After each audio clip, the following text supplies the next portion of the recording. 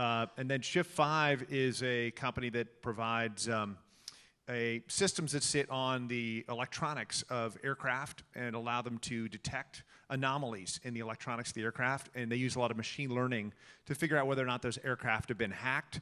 Also, it's very useful in preventive maintenance.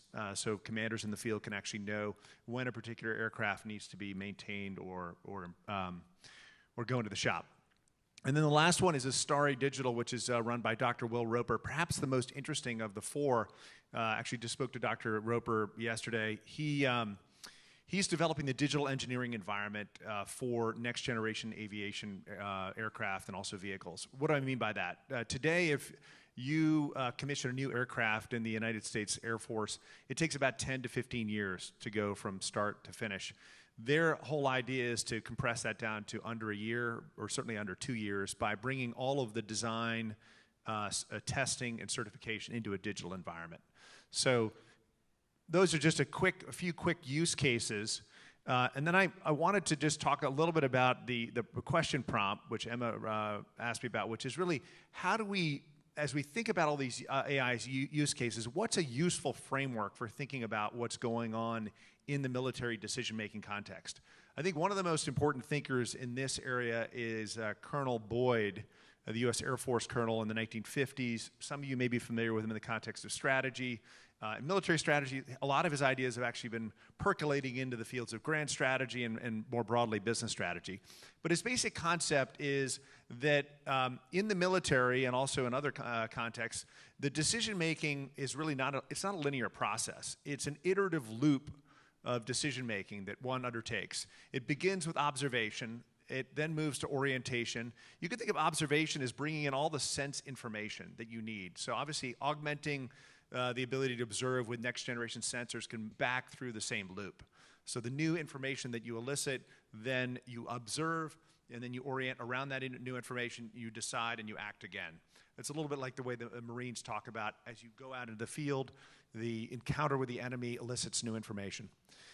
Moving quickly along, another defense use case some of you may be interested, is sort of top of mind right now, is how can AI be used in the context of wargaming? This is particularly interesting in that we may not have an adequate stock of scenarios in the public domain to actually train models against. So it's a really interesting area for humans to contribute to next generation models. How can humans actually imagine new scenarios that are not, in fact, codified today, or involve new information that's coming to light as we speak? You can imagine new information, for example, in the Pacific Theater, or for that matter, in a terrorist operation. This is one of my provocative questions of the day for this audience, and would love to hear either thoughts or questions after. But my question is, did Binet's intelligence test, Alfred Binet was a psychologist who developed the IQ test, and did John Boyd's OODA loop draw on Aquinas? And so here we can see how the observe, orient, decide, act framework can be linked back to what is sometimes referred to as Thomistic action theory, where you're sensing and apprehending, then the intellect is engaging in reason, understanding and judgment, and then the will, of course, is choosing or the deciding, and the reaction is the fight. But I think what's interesting is to think about, what do we mean when we use the word intelligence? Is it a process? Often in the military context or the intelligence community context, we think about collections of information, human intelligence, open source intelligence, SIGINT, signals intelligence. But if John Boyd is right, what we're really talking about is a cycle. It's an iterative loop, and we can reach back to Aquinas for some inspiration on what the steps are in that loop. Just one final thought on how to think about this question, when the human goes in the loop. I think all of us are concerned about AI systems running amok, whether that's directing a drone in such a way that it might elicit a terrible response and maybe even cause World War III, or for that matter, might result in innocent casualties of civilians. So, of course, the human has to be in the loop. I think the issue that we're finding is that the AI systems that are being developed by the Chinese and others are beginning to incorporate decision-making into them. And so I think what we really need, in addition to what we have in the Department of Defense, which is a set of sort of ethical principles, or principles for ethical use of AI, is a risk management framework. And the way to think about it is or one way to think about it is hallucinations were talked about earlier, that's just errors, is what's the consequence or the potential consequence of an AI error? And if the potential consequence, even the probability is small, that usually means a human's going to have to be in the loop to avoid a decision that would lead to either unexpected outcomes or, for that matter, strategic miscalculation on the part of the enemy. And I'll just stop there. That's just a simple framework, though, that links the OODA loop and sort of risk management thinking into how we apply AI in the defense context, while at the same time making sure that we're protecting Catholic ethical principles. Thank you, Thomas. Hopefully we'll be able to come back to both the OODA loop and St. Thomas. Now let's turn to you, Rick. My leadoff question for you is a simple one, and that's, in your estimation, how is AI shaping the world of financial advising and investment management, and then how will it continue to do so? It's doing it in 3 or 4 different ways. First is endemic to all institutions that have processes, which you heard a bit about with Thomas. And I with that great introduction, I'll be able to use a lot of shorthand because I thought it was a great framework. Any process that requires mass quantities of information, data, et cetera, are going to be accelerated in terms of their organization and usefulness on behalf of the humans acting on that data, like any other industry. And the quantitative data in our business is overwhelming and hard to get your arms around. So we'll just speed up the part that gets you to analysis of portfolios, a quantitative understanding of what is happening with different securities, to the operational side, which requires a lot of human intervention and work that can be taken over ultimately by machines to both manipulate it, make it understandable, and to organize it on behalf of the professionals who then add creative value. The second way that I see it really affecting our industry is potentially in the enhancement of human relationships.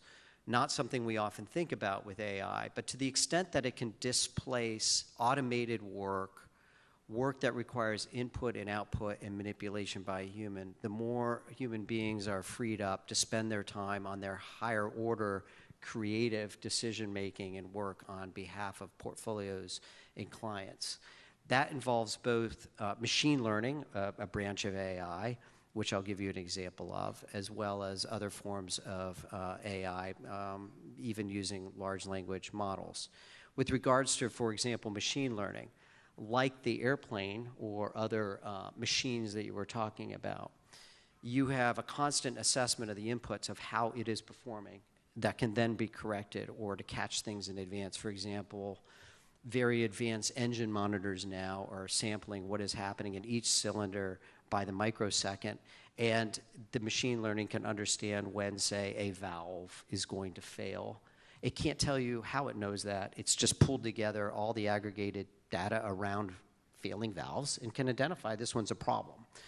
And then a human or other intervention can be taken. Likewise, it can take mass amounts of information with regards to people's actions, how they're trading, what they're calling in about. Let's say they go into our portfolio management system to see a report on how their investments are performing. It's predictable. Perhaps they do it every Tuesday. What if the machine is learning a pattern that this person is now running different reports and is running it on Tuesday and Wednesday afternoon and Saturday morning?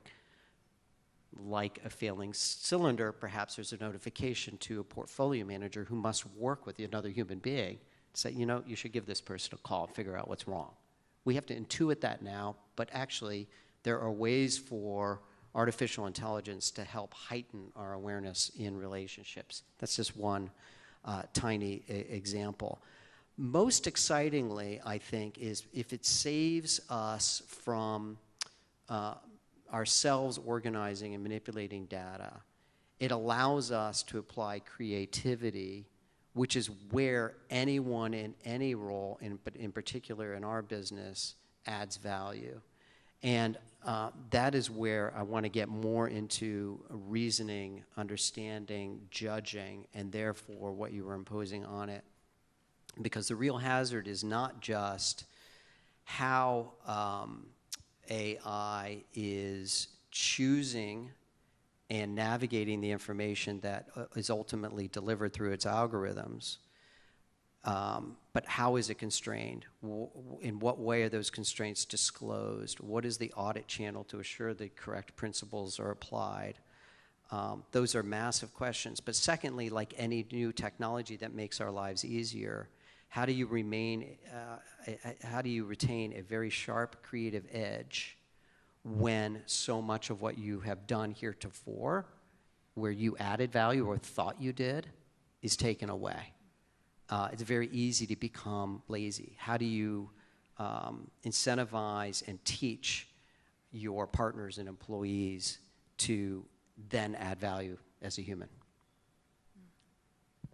All right, we'll come back to that as well.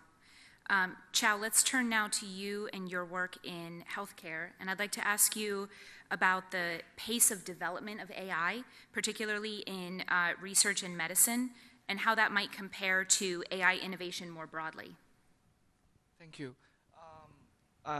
We have seen a lot of AI innovations in different areas presented by the speakers today, including the examples that the two speakers here has showed us, and most of us have experienced the fast-paced development of AI in the past few years through ChatGPT or seeing videos made from deepfake, etc. And of course, these technologies they build on decades of development works in computer science. But it really seems like their performance or maybe the impressiveness has really picked up speed in the last few years due to advancement in both algorithms and hardware. And when it comes to healthcare, I would say there are still many different areas how we use AI in healthcare. And I would like to just talk about specifically the particular area that is most relevant to my own work, which is to the application of AI to large-scale biomedical data, such as genomics data, medical imaging, and clinical health record, etc., to solve various different kind of clinical or pharmaceutical problems. This including diagnosis of disease, finding biomarkers that can predict the patient's response to a particular treatment in order to help clinicians to make clinical decisions, or finding new therapeutical targets and design new drugs, etc. And so the AI method we use in these applied to these large biomarker data is not very different from the method used in other areas. And we do still use classical statistical methods like linear regression. We cannot forget about those things because they are very effective. But maybe when it comes to methods that are maybe in these days are more qualified to be called AI, like deep neural network, the underlying mathematical structure really is very similar, whether it's applying to AI or other industries. So I would say the fast-paced development of AI as a whole does also speed up the development of AI, particularly in healthcare. And there are many of these healthcare innovations has been deployed in the clinic to various extent and making a difference there. And my own company, we use AI to look for biomarkers in routine cancer tissue images from the surgical sample or biopsy of cancer patients, in order to help mostly oncologists to make better treatment decisions for their patients. And we have seen various promising results, and we have developed clinical tests that is in various stages of being available in the clinic. But I would say for a couple reasons, I would say that overall the development of AI in this particular area of healthcare is slower compared to AI innovation in world, as a whole, for good reason. One is, the biological system is complex. The patient outcome the predictability of patient outcome is limited. Of course, if we can find any signal from whether it's cancer images or genomics, then if we can really make a difference in clinical decision making, then it is good news. But a lot of these AI models needs to be rigorously validated on clinical data, and that could take years. And another aspect is,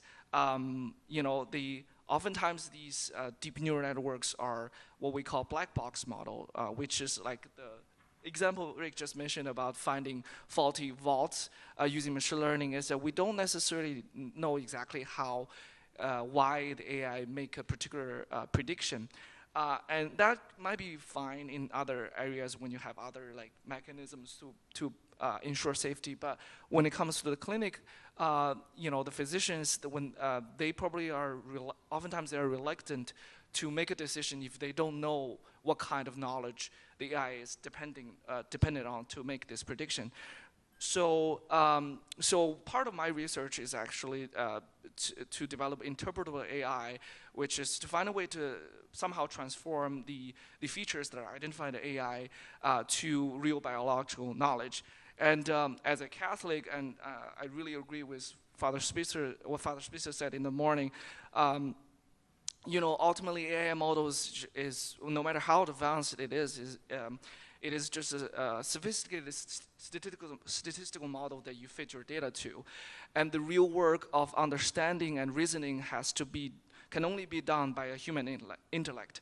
And so as a scientist, doing science with and without AI, certainly there is a difference, but the essence of what we're doing remains the same. And understanding cause will always be important in biomedical and clinical applications. So for that reason, like any other science, it does take time to develop AI, because ultimately the tool we're developing is to help clinicians to make better decisions to treat a patient, not to treat patients as a statistical data point, which is what AI does to its data. So. Thank you very much, Chao. Rick, I'd like to pose my next question to you, and then if either of the other panelists would like to chime in, you'd be welcome to do so.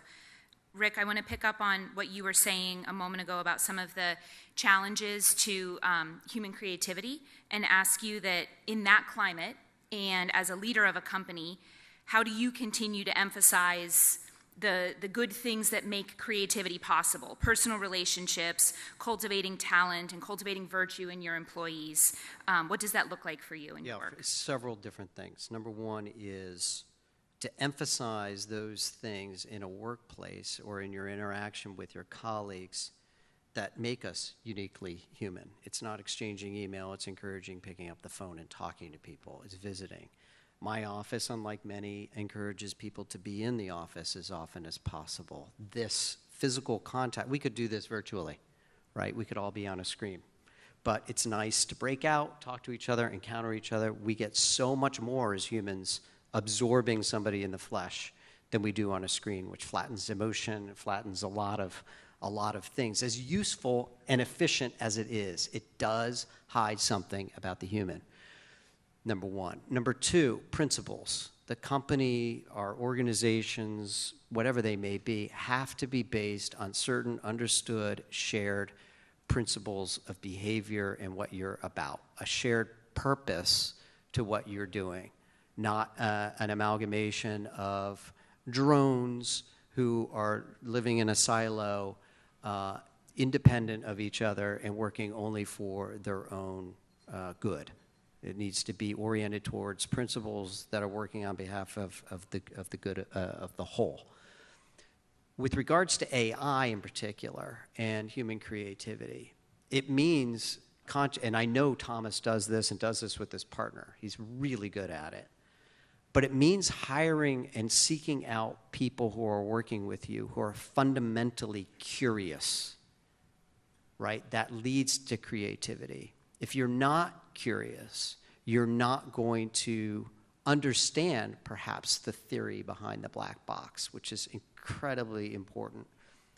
Backgammon and chess, I've been talking to a colleague about this, have basically been broken by neural networks. All of the possible positions of very constrained models, there are rules, are known. And AI has revolutionized how those games are played completely. Totally changed strategy. The problem is it can't tell you how or why. It takes humans to look at it and say, okay, what's the theory here? Why is that the best mood in this pattern? People who fundamentally share our values, who care about principles, who very often have degrees in humanistic lines of study, or at least augmented by it, have that curiosity. And it needs to be encouraged in the workplace. People need to be allowed to make mistakes, which we have less and less tolerance for, in order to learn from and continue to push the boundaries of our knowledge and the use of tools. Finally, there needs to be an open culture within a company, I would argue, of letting people play with AI and not artificially constraining it, letting people use it in their jobs and adapt it, and having people talk about it and its use cases. Because otherwise, people are going to adopt it and keep it over here like it's something bad. And if you're not engaged with it in a social way and pressing people on how it's useful or not, or what you're bringing to the table, you can end up with people who are fundamentally becoming lazy, and what you're actually getting is a mean derived by an algorithm rather than understanding that you can add value to. Would either of you care to weigh in on that, Thomas or Chao? I'll just add briefly, one of the things we spent a lot of time at Teamworthy doing is what we call customer research. It's not particularly original, but if you do it in the right way, it elicits tremendous insights. And what do I mean by that? Well, whenever we are approaching a particular investment, we want to understand what's the customer context. Sometimes those conversations, as Rick was talking about, real conversations with a person who's situated as a user or a customer of a particular product or service, it branches in very unpredictable ways. You know, you start out with an idea that, okay, this is a customer of this company, and then by the end of it, you realize there are 3 other interesting companies or 2 other technologies that are more important that you should be spending more time on. So I do think when we think about creativity, we also have to think about the kind of human relationships we put ourselves into. And customer relationships are often a really important setting for that. Sometimes college students ask me for advice on what they should do to become more creative, or the last year there. And I say, well, put yourself in a different institutional context. What do I mean by that? Well, one of the things we've noticed is that a lot of times college students will have apps for things like exchanging college wear, or things that are associated with a typical use case of a college student. But if they go work in a research laboratory at the university, suddenly they're going to understand a whole different set of challenges and opportunities facing users that's different from an undergraduate student. It's a researcher. You're working as an apprentice to a senior researcher. Oh, what do labs need to buy? What do they need? So putting yourself into different institutional contexts is also, I think, another source for creativity, especially for young people who often have just been in families, schools, and maybe summer camps. So they can get themselves inside of a research laboratory or a startup company, maybe out working as an intern or an associate in a hospital. Suddenly new ideas come out of that, or new startup concepts come out of those experiences of real-world challenges in those other institutional contexts. Great, thank you. Thomas, I'm going to stay with you for this next question.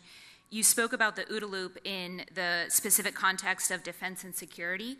And I'd like to ask you to pick up that theme and then apply it to a more broad, business and finance, fintech setting that might be of interest to many people in the room. Well, at the risk of veering too much into Chao's terrain, one of our portfolio companies, a company called Imogen, is a company focused on musculoskeletal radiology. And one of the things that was interesting to us about the company's been in existence now probably for about 10 years. What's interesting about that is they amassed an enormous corpus of radiological images, But it wasn't just the image data. It wasn't just the information, so to speak, there that was important to the business and this kind of observe, orient, decide, act loop.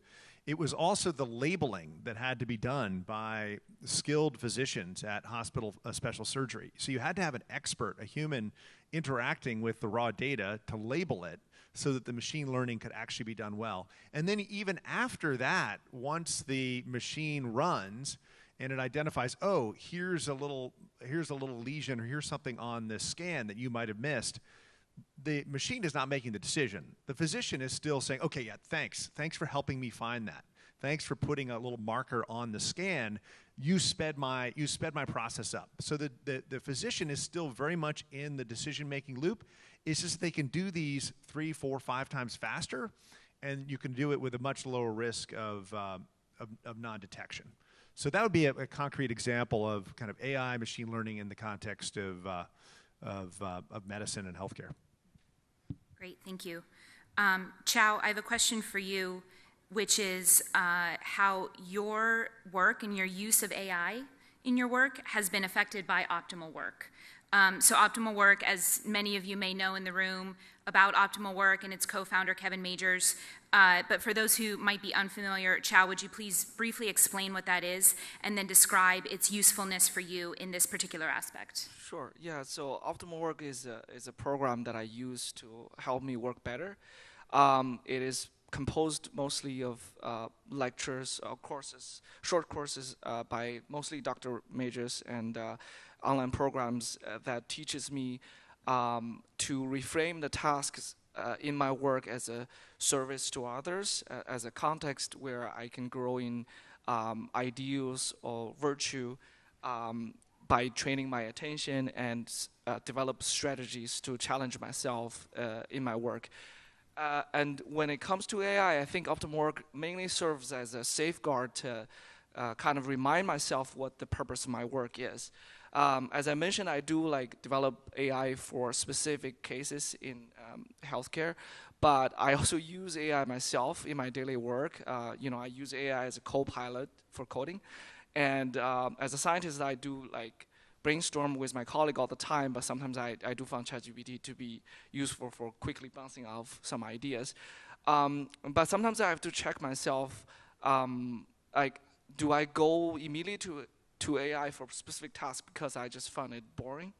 Or do I feel like I'm spared having to talk to, bother my colleague just because I can get some quick answers from ChatGPT? So this is where, I work at the fast-paced startup, and I should not, I could not use this tool, and I need not to refuse to use this tool. But I think I heard this from a talk by Sister Anna Ray, who is a professor of philosophy at Catholic University of America. She's my favorite Thomistic Institute speaker, by the way. But in this talk, she said, like any other tools, AI is a tool, and you should remember you're not limited by what the tool can do, but what you can do as a human being. And also, in the case of company, it also is limited by what you guys can do as a company. So I use optimal work because it really helps me to develop a strategy to pay attention to what is most important in my work, which is the virtues that I can grow through this work and my bonds with others that is created in this work. And of course, we do want to do good science and eventually help the patients, but I know that that's not ultimately depends on our effort, and certainly it should not depend on AI. So, thank you. Did you either I weigh had in? two Please, things. please. I just want to respond to both, actually. I love Thomas's answer for advice to young people. Mine is to read a lot of literature as well. That's number one when people ask me what they can do to advance their career when they're 20 years old. I think you touched on something that may come up, but it's so important, which is when I mentioned discussing the use of AI and how it's being used and being open about it in order to prompt creativity. is extraordinarily important because aside from, let's say, the aggregated data that's used in a machine learning for, a black box answer, which were two examples we gave, there can be a great shortcut that saves time to help with researching a problem, distilling thoughts, et cetera.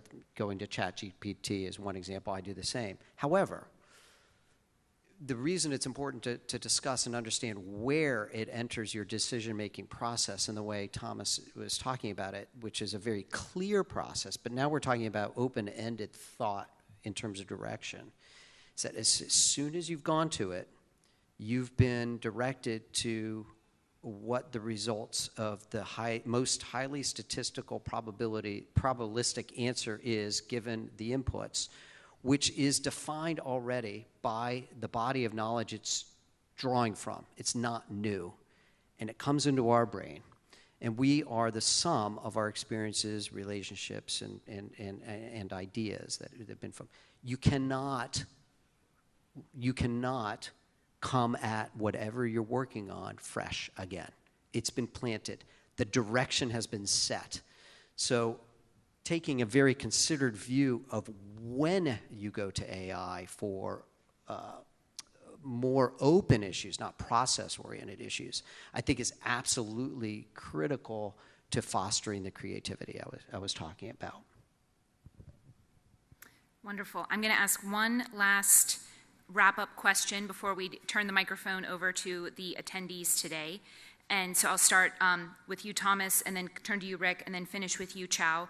And so my question is, what's one piece of advice that you might offer either to a senior or executive decision maker or perhaps to a more junior and rising leader? What's one thing that that person might keep in mind when implementing AI in their workplace?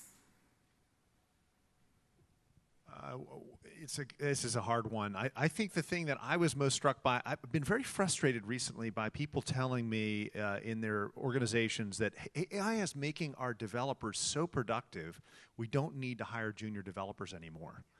And I think that is absurd. But I was struggling for a reason. Why is that absurd? And why was I think part of me was thinking, well, that's perhaps maybe just my sympathetic or charitable view. But I think the CEO of AWS, Amazon Web Services, recently commented, I think, on the same concept. And really what it does is it underestimates the capacity for the adaptability and creativity of young people to take these tools in directions we can't anticipate in very positive ways. And it also, I think, to a certain extent, can reinforce a certain tendency of laziness among people who are already in the organization, already established in their position, and maybe at times feel threatened by the up-and-coming talent coming out of universities. We're always struck by how much young people can accomplish if they're given some goals, given a few projects. It's remarkable. We have young people sourcing new investment ideas during internships with us that we actually invest in. So anyway, I think that idea that AI is eliminating the need for entry-level developers is completely false. I'd love to hear other people's thoughts on why that's false. Like, how can I articulate reasons for that beyond what I've already said? That is such a good answer that I have trouble actually coming up with something better. But I would basically just be repeating myself that the cautionary principle for me is really just how you are using it to further your work. The work of process, great. The work of identifying and defining problems, great.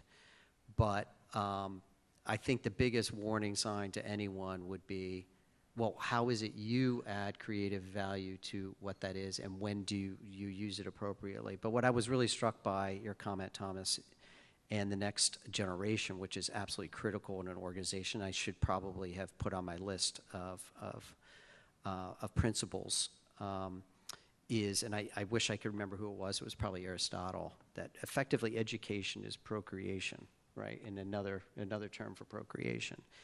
And unless you are cultivating within this the next generation on how to work with and use these tools, you will lose the human creative edge that makes any business, which is really what we're talking about, thrive and worthwhile and innovative, but human existence itself. In truth, I haven't really been in the workforce for long enough to give any advice, but I would say from my own experiences, maybe when a company decides to implement AI on a large scale, we should not always maybe focus on the measurement of efficiency, but also consider the human element. Like in my own work, I sometimes as a scientist to find the best word, and English is not my first language, but to be able to find the precise words to communicate an idea, for example, in an email or in a conversation, that kind of has some kind of joy associated with it. And I have to often realize my tendency to go to ChatGPT immediately, kind of taking that away. And once it's gone, like I don't even remember, I don't even realize that how important that is to me. So I think there are measurement, which is out of my expertise, but a measurement, we can measure the efficiency of company, but there's definitely a human element, a personal perspective that should be considered. Doesn't it, in a way, you can't lose the craft of what you're all about, because we learn by doing. So let's take the scans. Like image recognition is absolutely astounding. It's pattern recognition AI can do. But at the end of the day, if you want to have human interaction, interpretation, a human has to be able to do it too. It can't just be told what the image is. Well, there's only one way to do that as a human, which is to actually practice and do it. And a craft itself, it's true of investing, is fulfilling in and of itself and teaches us in a way that AI cannot teach us because it's just delivering. Just two quick book recommendations I'd give to that anonymous executive that we find useful. One is, I spoke about customer research. I think Steve Blank's work, 4 Steps to the Epiphany, and some of his other work is just outstanding. I think anybody who's in business, ultimately the question has to be, how am I serving my customer? Or how am I serving customers that I don't even realize I should be serving? And his methodology of customer research and customer discovery, I think, really is the gold standard. The other book is the book Who by Jeff Smart. And Jeff says that one of the biggest problems executives face is they spend too much time thinking about the what of their work instead of who. Who is on your team that's going to get the what done? And he's got a lot of really good little playbooks in there for how to interview people, how to think about making sure that the person you're speaking with is actually the person you think you're getting. So those would be 2 pieces of book advice. Again, it's all about human relationships, relationships with your customers and relationships with your team. Please join me in thanking our panelists.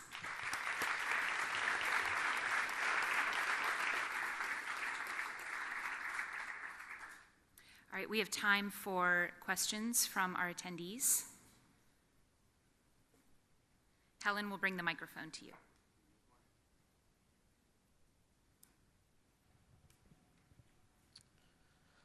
I'll address this question to Chao, since you work in a medical field. Have you given thought to the prospect of fraudulent data or making just data from nowhere and then passing it off as like this is a promising result that we should be looking into?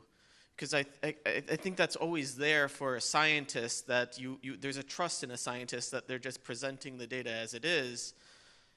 We look to see if they have the right question asked and whether they're doing the right tests to answer that. But it seems like when you put in AI, there's this whole new ability to generate data from nowhere there. Have you given any thought to that? I would say that even before AI, biomedical research in a role, there's always kind of problem with reproducibility. I don't want to make it sound like it's a bigger problem than it is, but there are, from a statistical perspective, there could be, people argue there are problems with p-values, and it's very easy to hack p-values to make a result appear to be more significant than it actually is. And with AI, I don't, to my knowledge, it hasn't been that much of a problem, a significant problem, but maybe I'm a little bit out of loop. I would say that, yeah, I haven't really thought about it too much, but there's, like I said, it's always a problem in scientific research of whether your result is reproducible or not.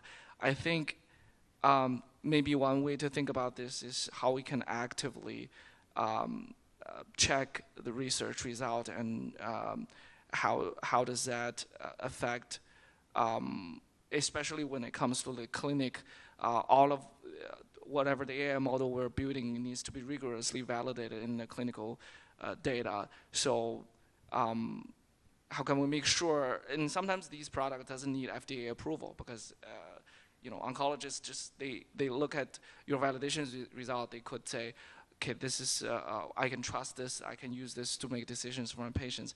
So it is important to make sure that all these results are correct.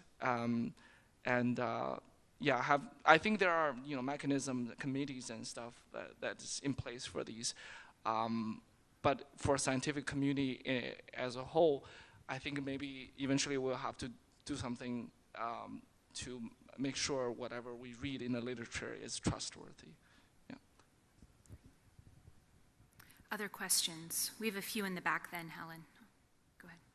Thank you guys for a wonderful, engaging panel today. My name is Chris Raybeck. As a real estate developer, I deal with a lot of deals that have very sensitive information. And so kind of going off of, all of you guys are in industries, whether it's patient information, client portfolio, or, investment deals, the idea of playing with AI and how there's definitely ways to use it in the investment making process and in the analysis to enhance your processes with that and make investment decisions. But how do you kind of balance that sensitivity of either deal information or just information that you're entering with the ability to have the rest of your team kind of playing with and experimenting with it with AI?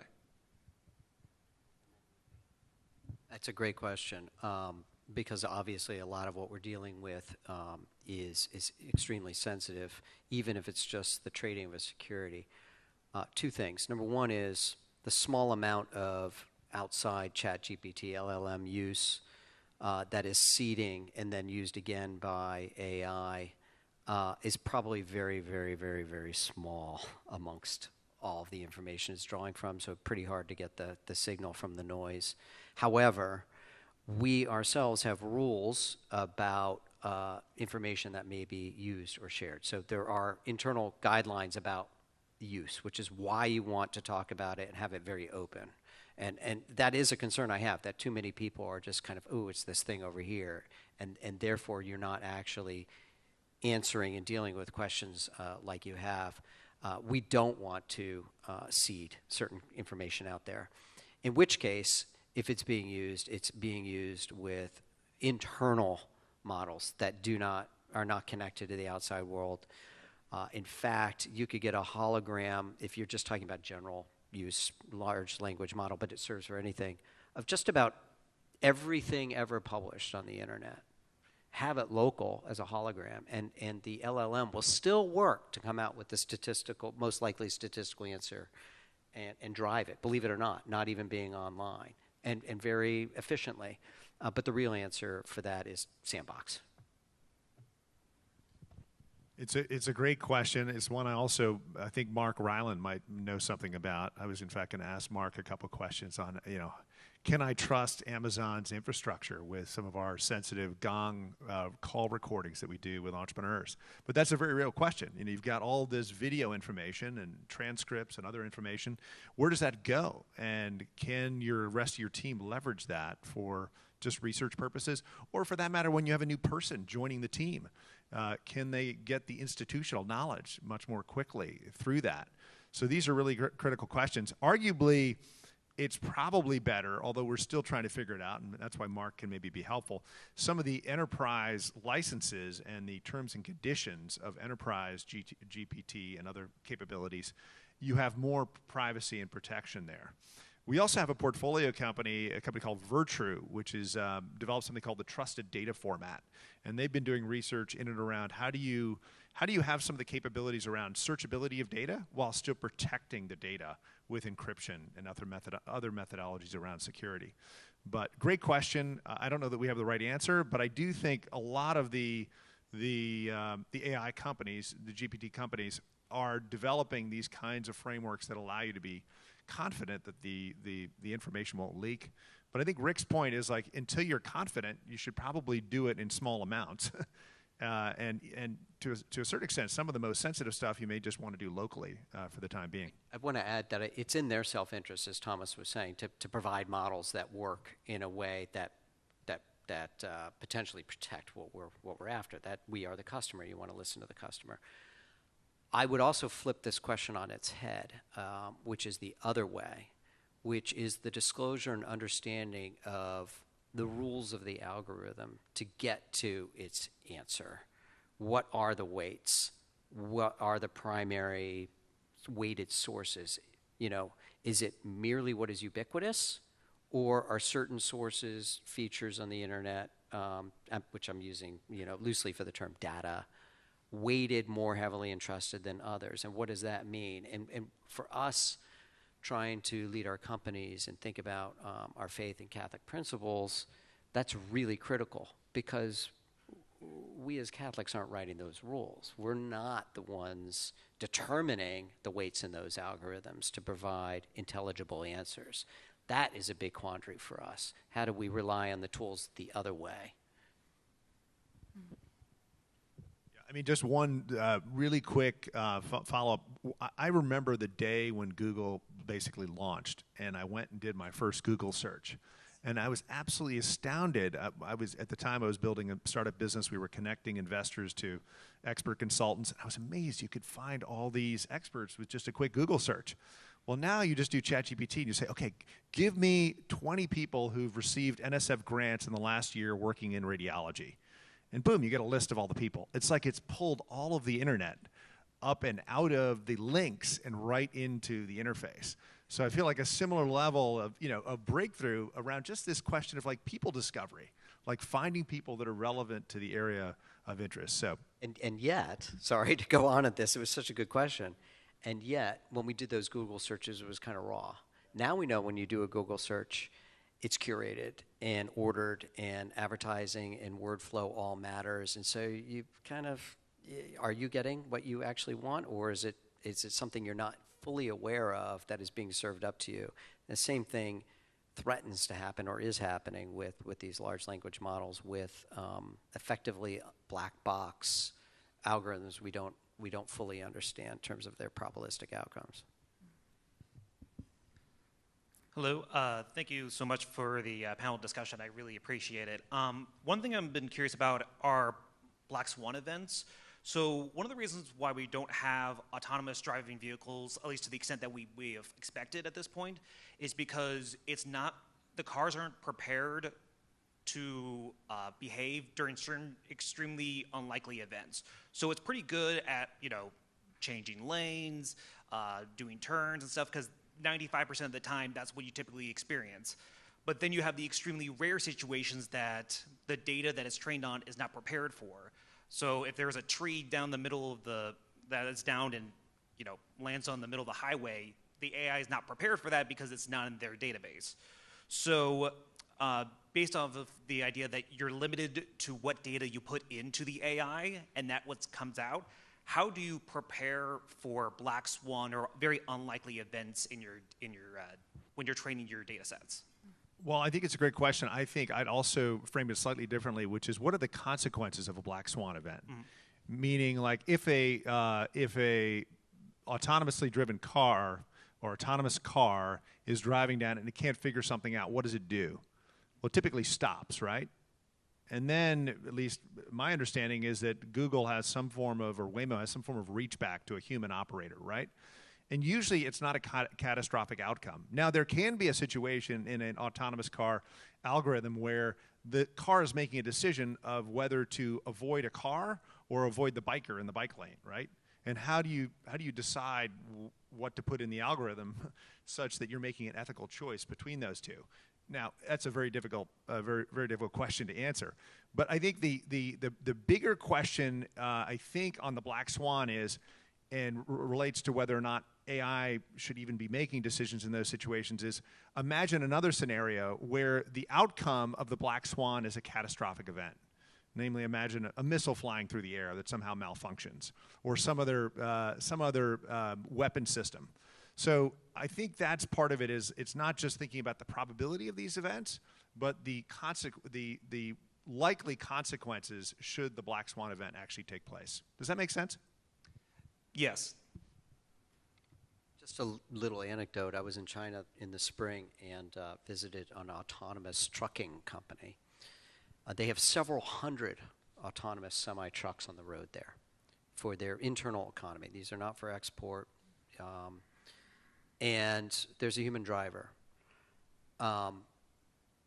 The data to deal with what you were talking about, and just that one black swan event, or event it can't quite handle, is so consistently and constantly gathered and upgraded that I would dare say, in fact, I saw examples of this at the tree falling in the middle of the road, although your example is not really a problem.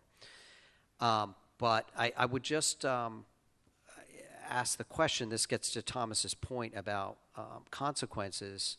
Is it really the goal to replace the driver, or is it to accomplish something else? And related to the efficiency, say, of trucking. And it was quite remarkable because it's very clear that, contrary to what you may think, drivers themselves vastly preferred it, to be watching over this. And part of the process in the middle of the OODA loop, it's much less fatiguing. There is a lot less turnover in drivers who are very skilled, actually, and very expensive to train up, and a problem in the industry. Insurance rates go down, et cetera, et cetera. So it's actually, you've provided a good example with, due to some unfortunate outcomes that an algorithm may or may not be able to deal with, but I would argue increasingly will. Every drive gathers data. It also has the effect of actually upgrading someone's position in the decision making, as part, because so many automated parts of the job is no longer relying on the human, and the human is adding that extra value of security or safety. Hello. Slightly similar question. I was wondering your thoughts. When you talked about why hiring junior developers, I thought back to the cost of supervision of automated systems rising with both volume of automation and complexity of automation. And that's not really new to AI. You know, I work in financial tech, and that's something that with high-frequency trading we deal with a lot. I'm curious your thoughts about how do you test AI, which is often a non-deterministic system. So it's like your volume of automation goes up. In traditional software systems, we can run batteries of tests and gain high levels of confidence on its reliability of a specific type of outcome. But in highly sensitive situations, like I said, it's similar to driving, but I was looking at it from the trading and wealth management perspective as well. Happy to keep this one brief if the comments are similar to what we're talking about with the automated drivers. But how do you test these systems to make sure you can trust the output in sensitive systems?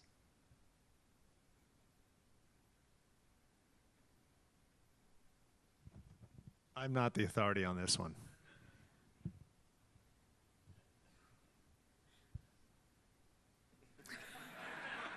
Thank you for stumping the panel. You're welcome. All right, we'll have to talk about that one at the coffee break, perhaps.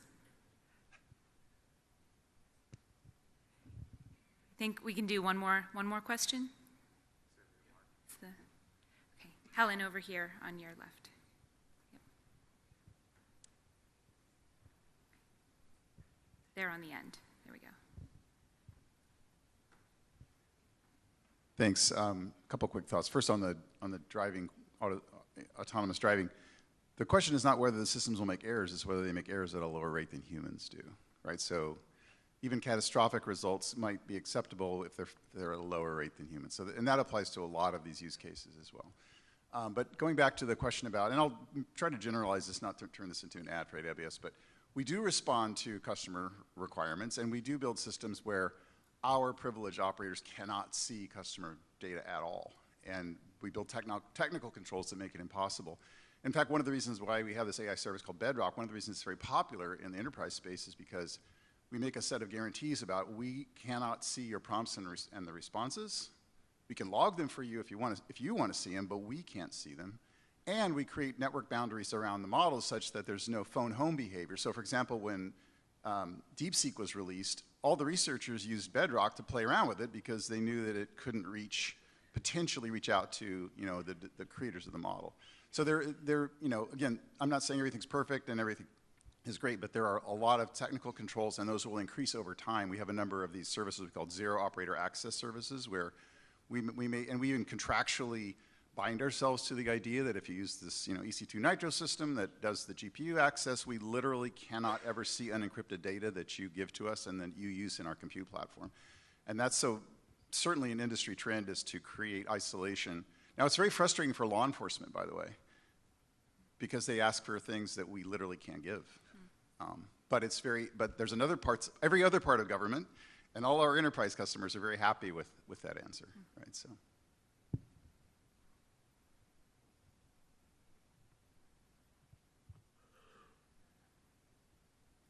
All right, I think we're in agreement, and I think I would just say that Mark's point about the autonomous cars was really well.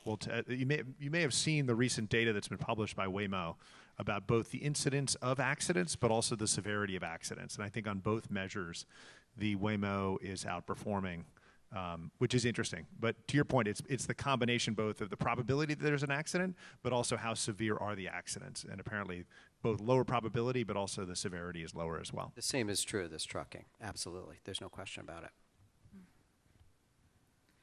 All right, wonderful. Please join me in thanking our panelists one more time.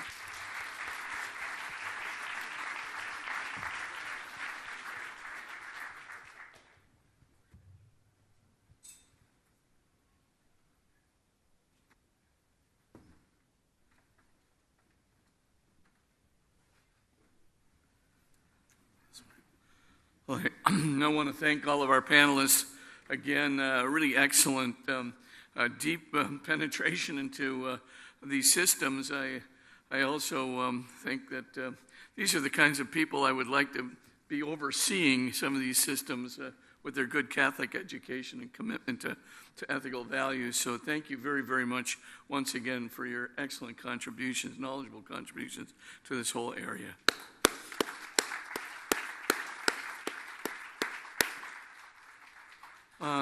Now I'm honored to bring Olivier Bonassi to the stage.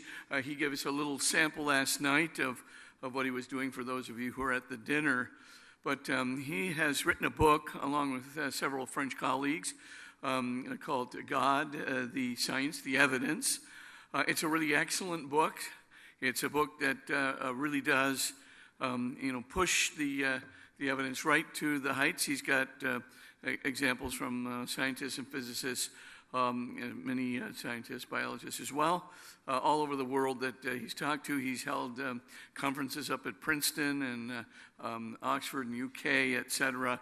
All of these things, I think he's really getting the message out about the coincidence between faith and science. So he's going to talk a little bit about his project, his book, and what he's doing and how we might be able to support him. So Olivier?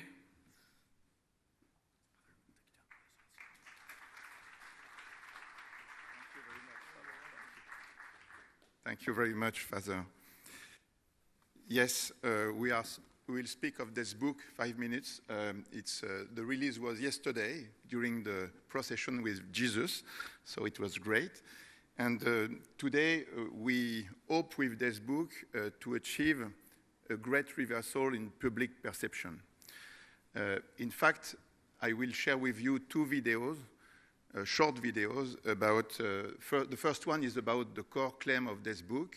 This book is an investigation that we try to make accurate and easy to read. And it's about the great reversal of science.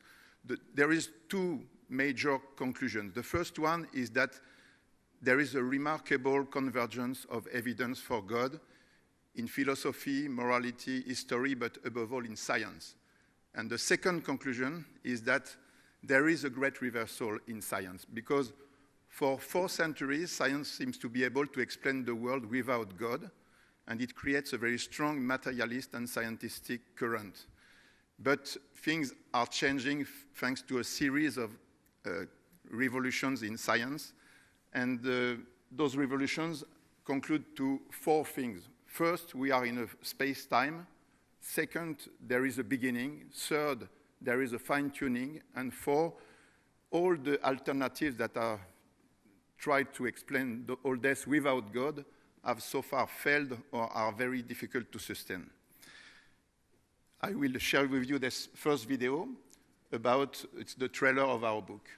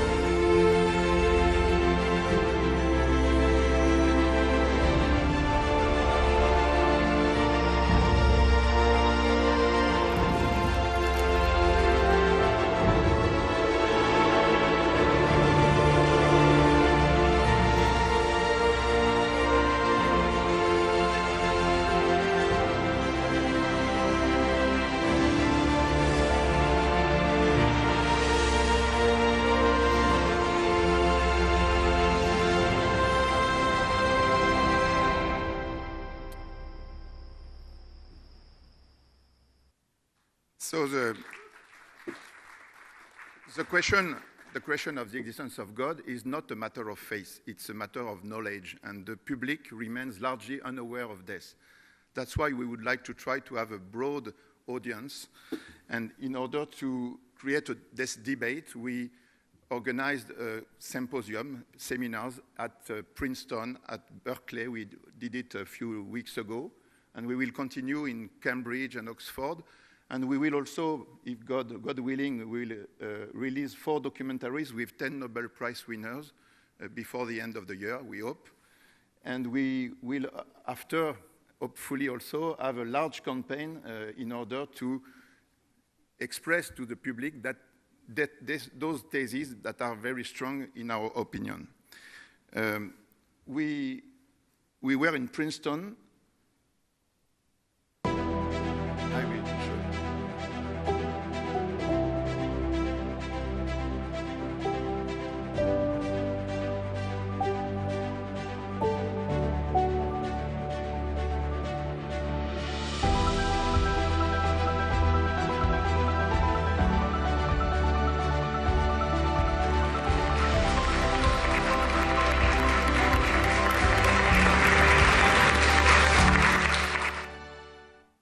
Yes, we had the chance to have many talks with many people in Princeton, but also in Berkeley.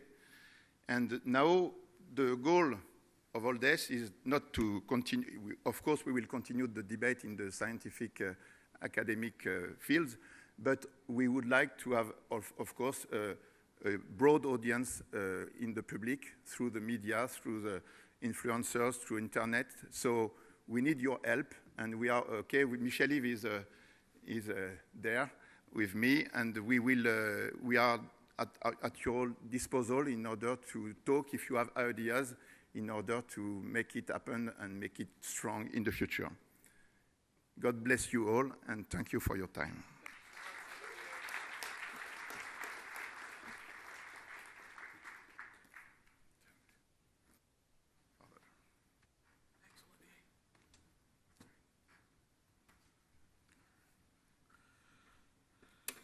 It is now an honor to present David DeWolf. He is the founder and the CEO of Knownwell. Oh, I'm so sorry. Yes, you deserve a 15-minute coffee break. So please take it. We'll see you back here in 15 minutes. Being absent-minded professor again.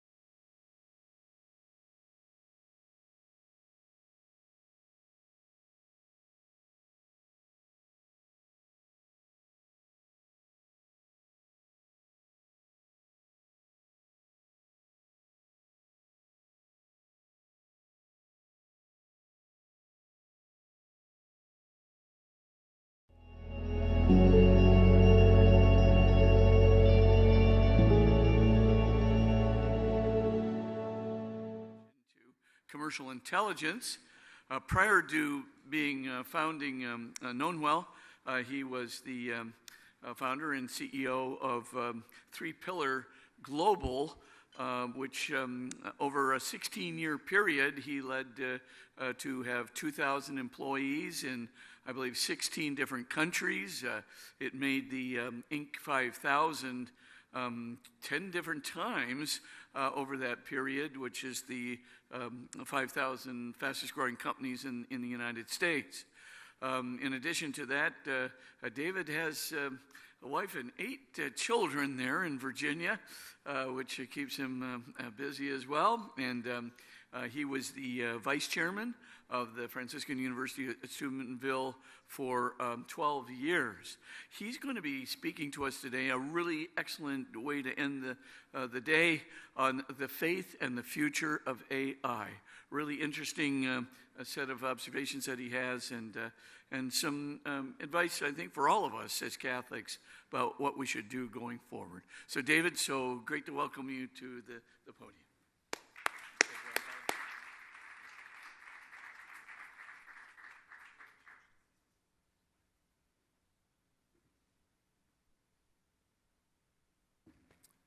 Thank you so much, Father.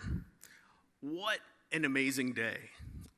It is so encouraging to come to a place like this and see the intersection of our faith with business, with technology. How often do you see the three of those come together? And I was so encouraged right as we kicked off. Tim, I got to give it to you. The top user of ChatGPT in your office, like, that's pretty impressive. Way to go. I find in a lot of forums where we bring our faith and technology together, a lot of times there's some timidity, and we're a little bit nervous, anxious, if you will, about technology, because it can be a little bit scary. But I haven't found any of that here, right? Our topic is the promise and the perils of AI. And I feel like we have been so balanced in our discussion around that. And I'm so grateful for all of you for participating in that conversation and bringing that real healthy balance, because the world needs us at this point of time. If you stop and think, I want to just take a break from what we've talking about and go to the outside world. The world is anxious. A lot of times we, as faith-filled people, as Catholics, as Christians, get nervous about these things. But I find it really, really striking that the world is nervous right now. It's actually kind of edifying that the world is talking about safety, responsible AI, regulation, different things about how do we protect ourselves. It was only 2 years ago, in 2023, that Geoffrey Hinton, the famed, what most people consider godfather of AI, stepped down from Google out of fear. Fear because he was afraid that this was getting so advanced we could no longer control it. And he could see that time coming, and he didn't want to be part of it anymore. And then within the last year, we've seen all of the different machinations that happen at OpenAI, and the chief scientist leaves in order to focus on building safe super intelligence. And it's not just the experts. I don't know if this is working. Oh, there we go. It's not just the experts that are anxious in our society today. 7 out of 10 individuals, according to Pew Research, are not comfortable with the idea of AI making life-altering decisions and are afraid that it will begin to. To complement that research, Reuters has done research into how AI influences decision-making in our professional lives. And again, 72% of people are concerned about AI and how it influences their career and major job decisions. Take it a step further. Consumer Reports. Let's look at the consumer world. Consumer Reports has found that 3 out of 4 people in the United States do not trust what is happening in AI in the major industries of healthcare, financial services, and education. Everywhere around us, this stat keeps coming back to about 7 out of 10 people don't trust AI. Now, if we look at the solution for that and look to where we usually look for solutions in AI, we go to Silicon Valley and we see a recurring theme of everybody's talking about human alignment. If you're not familiar with the word human alignment is all about getting the artificial intelligence to be, quote, aligned to human intent. To tell you how big this is, OpenAI alone has spent 20% of their compute resources, estimated at about $1 billion a year, researching and developing human alignment. That's just the compute resources. That doesn't include the researchers and everything else surrounding it. But it's also a little bit scary because Silicon Valley sees that technology as the problem. Here's a quote from one of the most influential papers on AI coming out of Silicon Valley. People often associate alignment with some complicated questions about human values or jump to political controversies. But deciding on what behaviors and values to instill in the model, while important, is a separate problem. My friends, it is the problem. I don't care what technological guardrails we put around our AI. If we do not have a well-developed understanding of the human person, a well-developed understanding, a moral vision of what the adoption of AI looks like in our society. Saint Pope John Paul II, at the advent of the internet, said this: "Let us rise to the challenge of new discoveries and technologies by bringing to them a moral vision." Brothers and sisters, I believe that that is our call today. We must, as faithful Catholics, enter into the marketplace with a moral vision.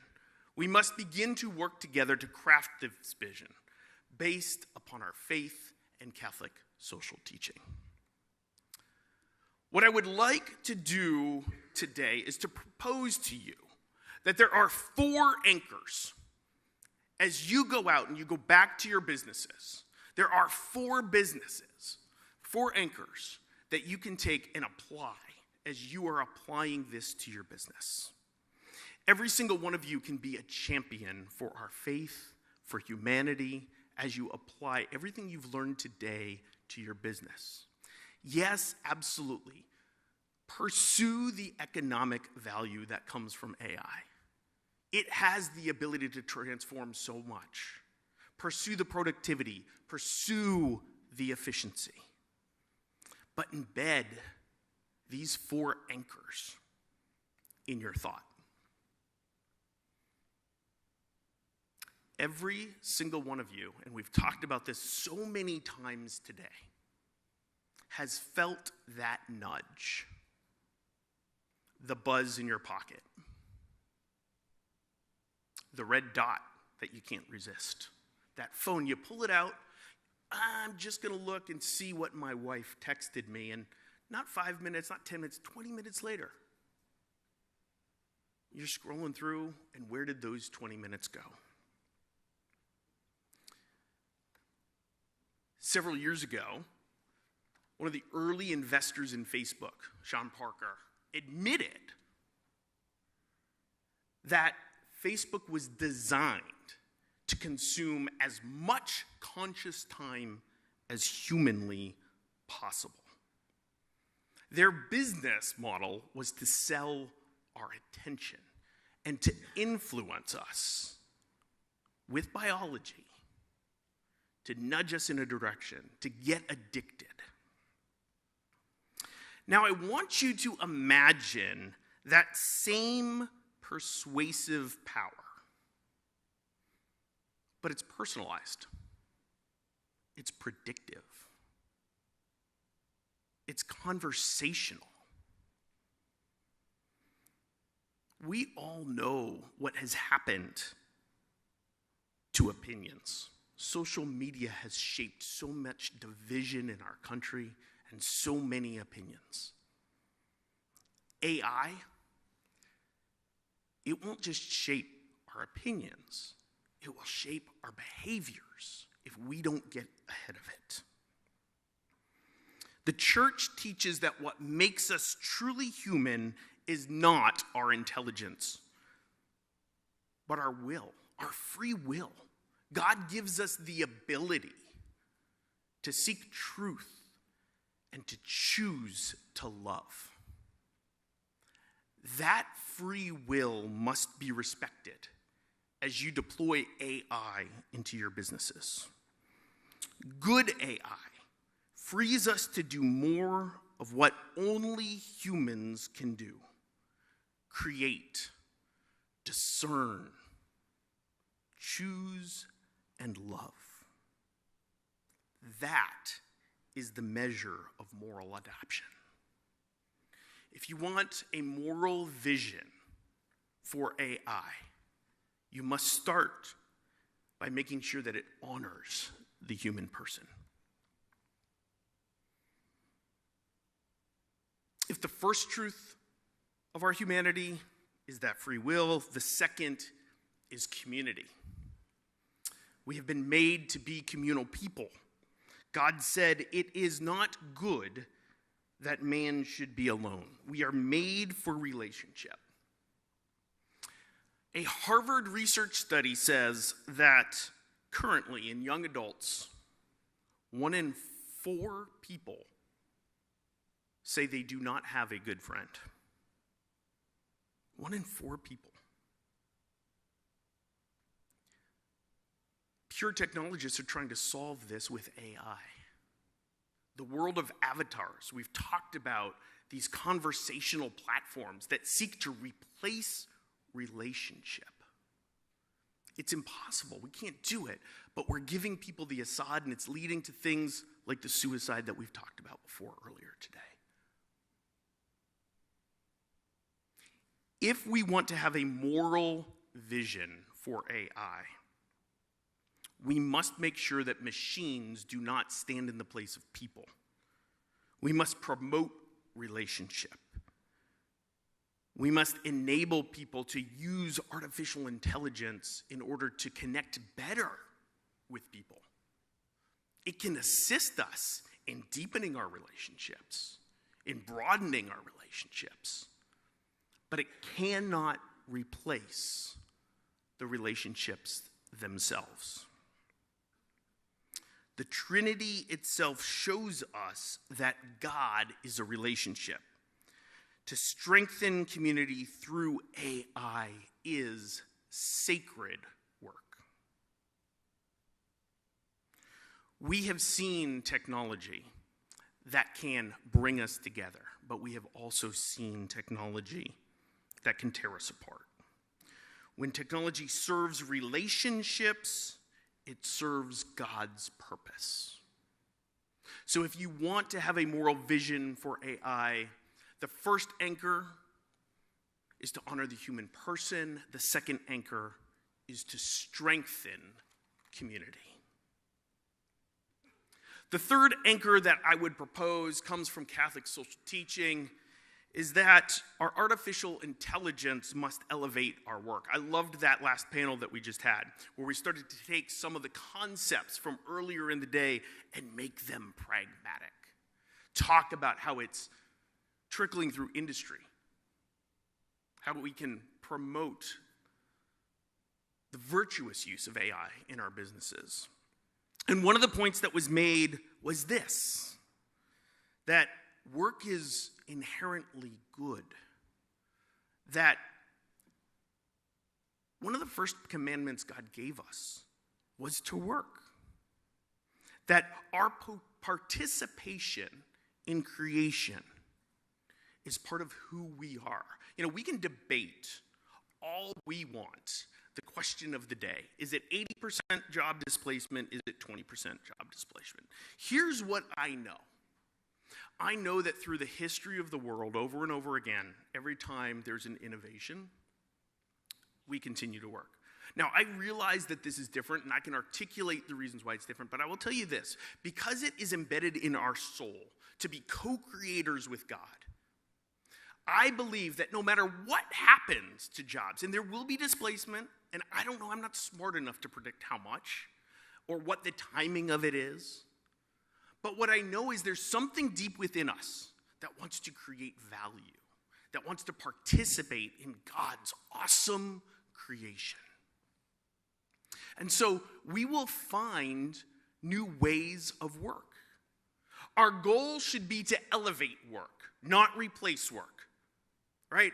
I'm as much a businessman as anybody else. I'm all for optimization and efficiency, but our goal should not be just to replace people. It should be to allow our workers to be more human in their work, to be more creative, to exercise what is uniquely theirs. I love the discussion of the junior employees. It's the right debate and discussion. We should be grappling with those types of things in these forums, because work is a core part of our humanity. It is what we were commanded to do, and it's what we long to do. It's where we get our purpose. And I fear a world where work is replaced and we don't have to work anymore, because we will be empty. What we should be doing is elevating that vocation, seeing how can we do less route work? How can we do less of what doesn't allow us to do what is uniquely human? And that is our role as business leaders, is to shepherd and steward the adoption of AI in a way that elevates our work. St. John Paul II said, work is for man, not man for work. I think the same is true for technology. The goal isn't the technology. It isn't to use it to eliminate our work. It is to renew it. It is to refresh it. When AI helps people do more of what only humans can do, it magnifies our humanity. It takes it to the next level. So if you want to be a champion for moral, ethical adoption of AI, honor the human person. Strengthen communities, elevate work, and steward creation. When God placed Adam in the garden, he said, cultivate it and keep it. Yes, there's an aspect of work there. We have to cultivate, but if you really dig deep into that, it's stewardship. It's using creation wisely, gratefully, and responsibly. Every single age has faced the temptation to confuse stewardship with domination. The Industrial Revolution magnified strength, mass production. The Digital Revolution magnified reach, the global economy. Now AI magnifies knowledge. And correct me if I'm wrong, isn't it the knowledge of good and evil that got us into this place in the first place? Even in business, domination masquerades itself as success. How often do we say we want to own a market? We want to crush the competition. We want to dominate this category or that. But domination, even in commerce, is still domination. Brothers and sisters, this is the most powerful technological advancement in the history of the world. I truly believe that. It has the ability to pull us down, or it has the ability to pull us up.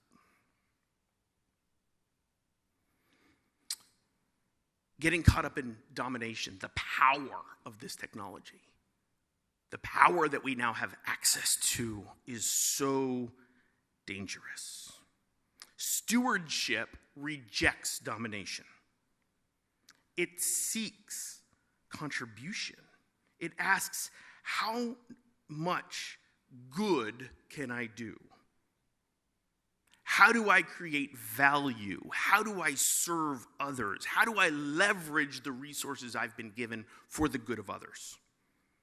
It does not ask, how much can I control? How much more power can I gain for myself? True leadership in this era measures success by the value added to the world, not power gained.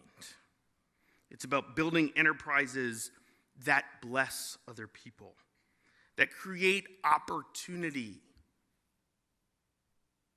that serve the common good. Not every single capability that has been developed needs to be deployed. Not every single advantage has to be used. Power without a purpose becomes pride. And pride brings us back to the very beginning. That knowledge that got us in trouble.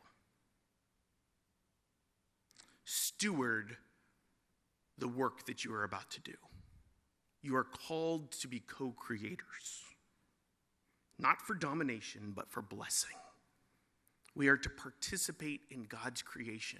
God's creation is all loving. It is all giving. It is about self-sacrifice. The world does not need more power. We've got plenty of it. But we absolutely need more charity, more love, more wisdom, and more stewardship of the blessings that we have been given. If you want a moral vision for the adoption of AI, I will say it again. We must honor the human person. We must empower people to do more of what only they can do. Exercise those faculties that are uniquely human. And that requires a philosophical understanding of the human person. What is uniquely human? Understanding that will. Choosing to love. We have to strengthen communities as you deploy this AI in your businesses. Seek, how do I build more relationship? How do I leverage this technology to pull people together? Elevate work. Yes, absolutely. Help make things more efficient, more productive, more effective. Those are all really good things. The Lord asks us to be excellent. He is excellent, and we are called to be like him. But we shouldn't do it at the cost of that purpose-driven work that every single human being is called to. We should do it for the purpose of elevating that work. I truly believe that in this next era, we will have the ability to see people more fulfilled, more joyful, more content, more happy, more faithful, because they're going to be doing what only they can do. But we must deploy AI in the right way if we're going to do it. And finally, we've got to steward the creation. If you're deploying AI just to make your business better for your own ego, stronger for your own ego, to dominate, I think you're doing something wrong. As Thomas said in the last panel, It's all about customer value. Economic value comes from adding and creating value in the world. And the compensation that we receive is an acknowledgement of that value and is an exchange of value. That value that we add and how moral it is, how focused on the other person it is essential. Steward the resources that you have been given. The world needs you. I'll leave you with this quote again because it reminds me over and over. J.P. the Great was actually unbelievable at continually challenging us to not run away from, but embrace technology. Let us rise to the challenge of new discoveries and technologies by bringing to them a moral vision. I've just given you a blueprint for the anchors of that moral vision, what it may be. I would challenge you that the world does not need another technology revolution. It needs a moral one. Every single leader here is a steward of that revolution. The church is calling you to participate. We must get ahead of this. Now is the time. We have the ability to shape the way AI will influence our society. Do that, and you won't just shape the future of AI, you will help redeem it. Because technology won't decide what kind of world we build. We will.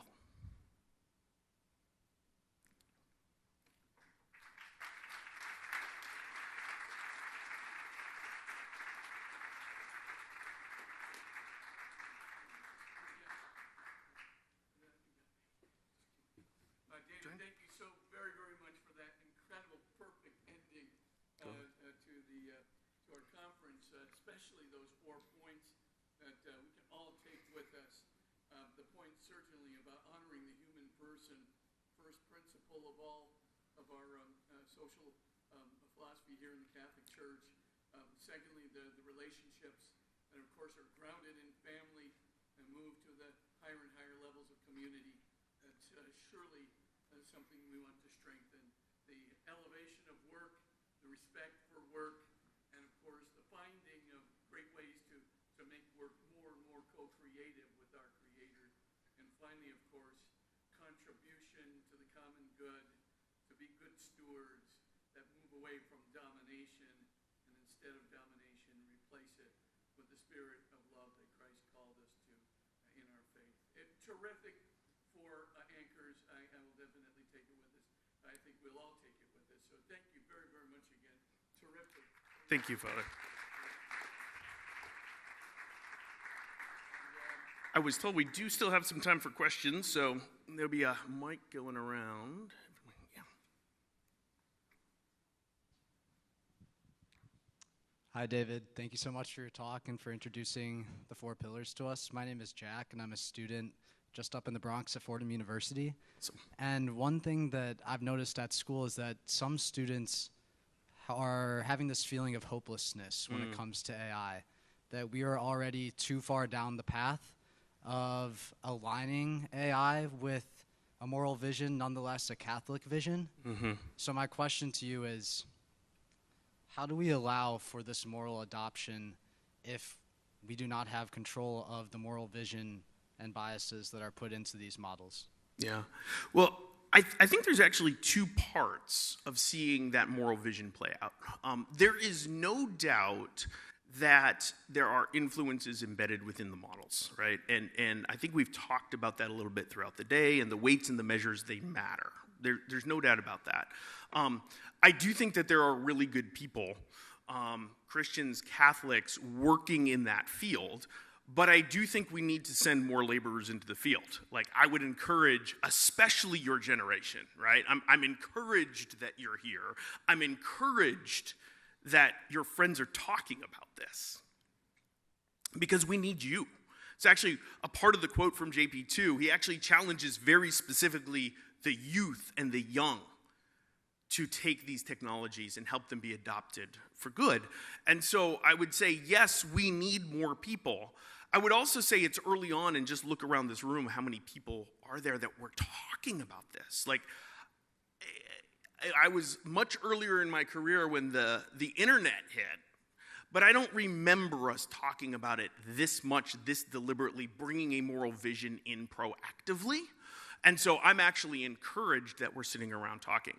But I would say the second part of it that I think is very often overlooked, and I think every single person in this room has the ability to influence, is that yes, the technology matters, but we're at the very early part of the innovation cycle where the way the technology is deployed is actually still being shaped. And I actually think that is even more influential. We can't have a fundamentally broken model, but in a world where technology itself is agnostic, it's amoral, right? As long as those weights and measures and the fundamental technology is shaped in a somewhat deliberate, objective purpose with our worldview, I really think what can influence people is how we roll it out. I'll give you a very, very real example. I've been very public and vocal that I think one of the most dangerous companies of the last couple of years in this AI wave is charactered AI. If you don't know what character AI is, it's what we've been talking about, these avatars where they're personalized, and it's literally built in order to replace relationships so that people can have a counselor, a friend, yes, even a romantic partner through this AI. And it has been shown over and over and over again to actually work, like it tugs on heartstrings, right? That's not real relationship. But that's actually not really an invention technological thing. That has nothing to do with the actual model. It's the business model put around it of what are we going to use this incredibly powerful technology for? And as business leaders, that's what we have the ability to shape. I haven't written code in 16 years. I'm not going to go help with the LLMs and advancing them. Like, I just can't do that anymore. But what I can do is make sure that there are very real examples of AI deployed with a moral vision at its backing, and do my darndest to make sure that it infiltrates society and business, and that we are leveraging AI to build up the human person, not tear down the human person. And so I would say to you, if your friends are technologists, encourage them to get into the fields of data science and machine learning and to go infiltrate Silicon Valley. I think that would be awesome. But the reality is the vast majority of people aren't going to be called to that. I think a lot more people are going to be called to the adoption of AI. How do we influence society? By the way we leverage the tool. And that's what gives me hope, because that's what I see in this room, and I think we're very, very early on in that, and I actually think we might be slightly ahead. Go back to that quote about alignment. Like, they're still working on the R&D and technology part of it. Great. It gives us an ability to get ahead and say, well, great, you work on that, I'll tell you. If you think it's a secondary problem, I'll tell you what we should align to. Great question. Thank you for coming. What else? David, I loved your talk. I thought it was awesome. I think it needs to be recorded and just excellent. I'm assuming it is recorded, yeah. Thank you. My question, my background, my name's Lewis Brown. My background, a lot of it, Congress, government, Trump administration. I don't have a window, mostly focused on healthcare. I don't have a window into all the differences between the Biden administration, Trump, on AI and the changes. For those of us that also don't have that awareness, what are some things that need to happen at the policy level and the legal level in DC to kind of instrumentalize the vision that you articulated? Yeah, That's a tough question. It's probably one that we need a beer to discuss for sure. I honestly would go back. I think a lot of times, I personally believe that this concept of free will and choice really matters a lot. And so I'm a little bit scared of the regulation, because I think what we have seen in regulation, at least where our society is coming from, I do think the pendulum's starting to swing back, but that regulation tends to regulate against us versus for us in a lot of different cases. So I think the moving away from the regulation and some of the things that were put in place by the Biden administration is actually a very good positive thing. At the same time, I do think that there are some very real concerns that we have to deal with. Privacy and security has come up a couple of times. I think that's real. I think the black swan events we were talking about, like these big high-risk areas, I think there's an appropriate place for regulation for those types of things. I'm not sure I personally have spent enough time really thinking through, and nor am I an expert in the regulatory, the government aspects of things, but what I would encourage more than anything is, I think just like here, we need vision to advance the technology in the marketplace. We need good people of faith like you to go into the political sphere, pull us in as technologists and business people to talk about it, and together, let's form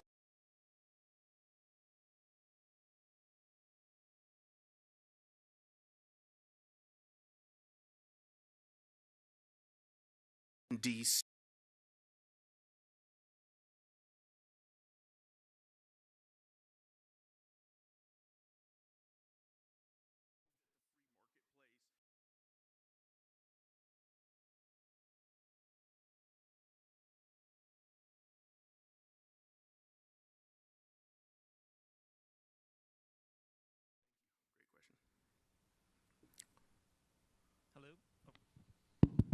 Hello.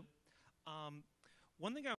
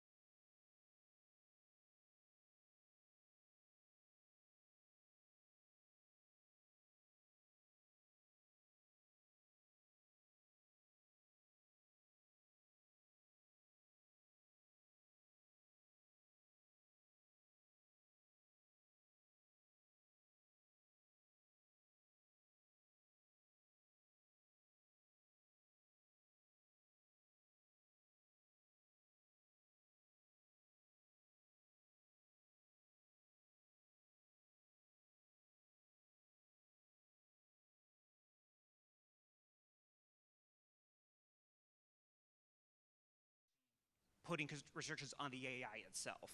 Yeah, I think there's a little bit of both. I mean, you just talked about the internet itself, right, as the example we can look back to. I do think if we were as intentional with the internet as we are starting to be here with AI back then, we may have been able to protect the world from the expansive pornography that we find on the internet. And there may have been a way that was the right way to potentially try to regulate that or do something around it. Same thing with the social media stuff. Could we have gotten ahead of that if we were intentional? I'm not against that type of thing. But I do think that we are given freedom and responsibility.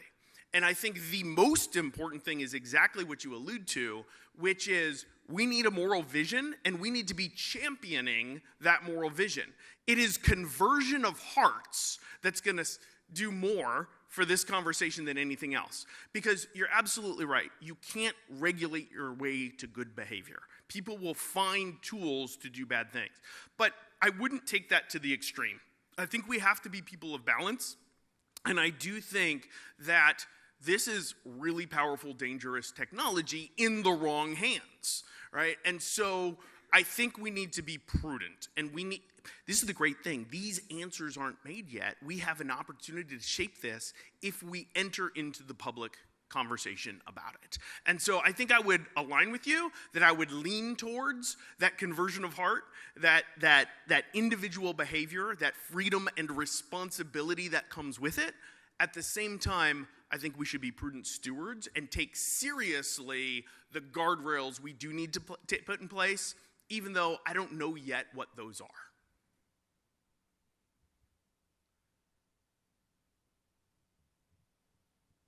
Any other questions?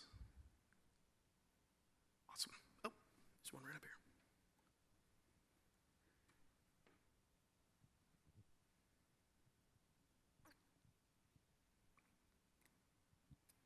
Thank you so much for your talk.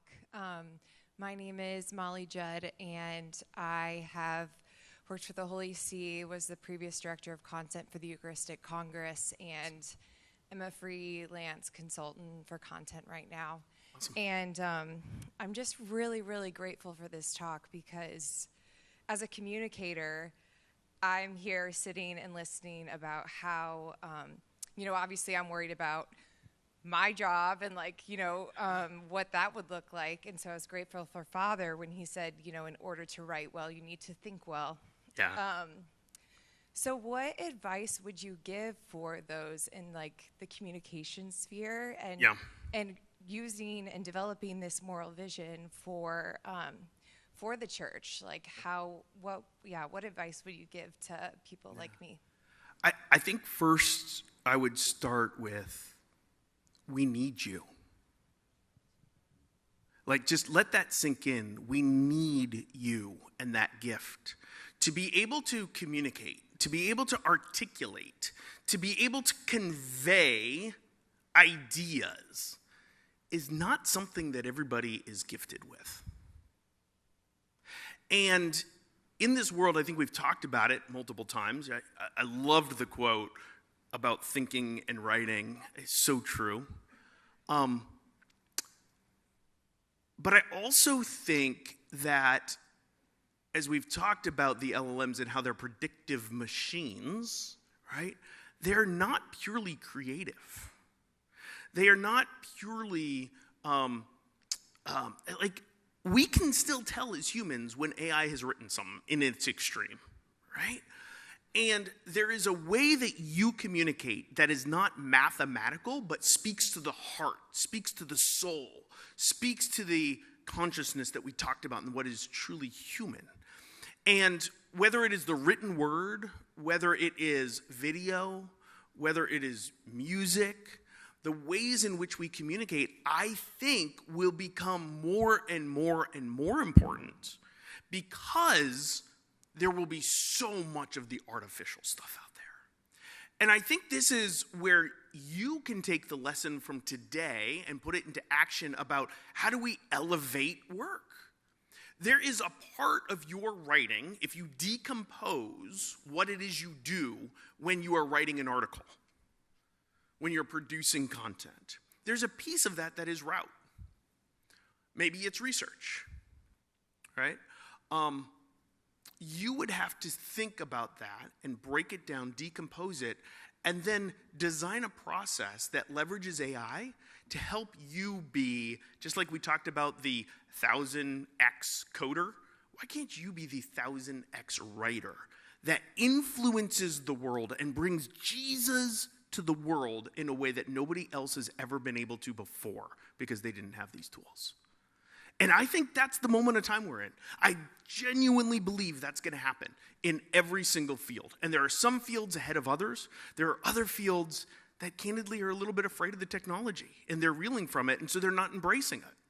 And so I would say we need you, embrace it, but do it with a moral vision that allows you to be uniquely who you were called to be. Jesus Christ created you and gave you gifts and talents that are unique to you. He didn't put you on this earth to be put out of a job and not know what to do with yourself. He gave you a purpose. You have a vocation. Discern that and embrace the technology to use it for His glory.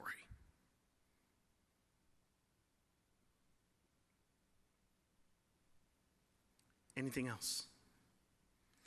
Awesome. Great way to end. I challenge you all with the same thing.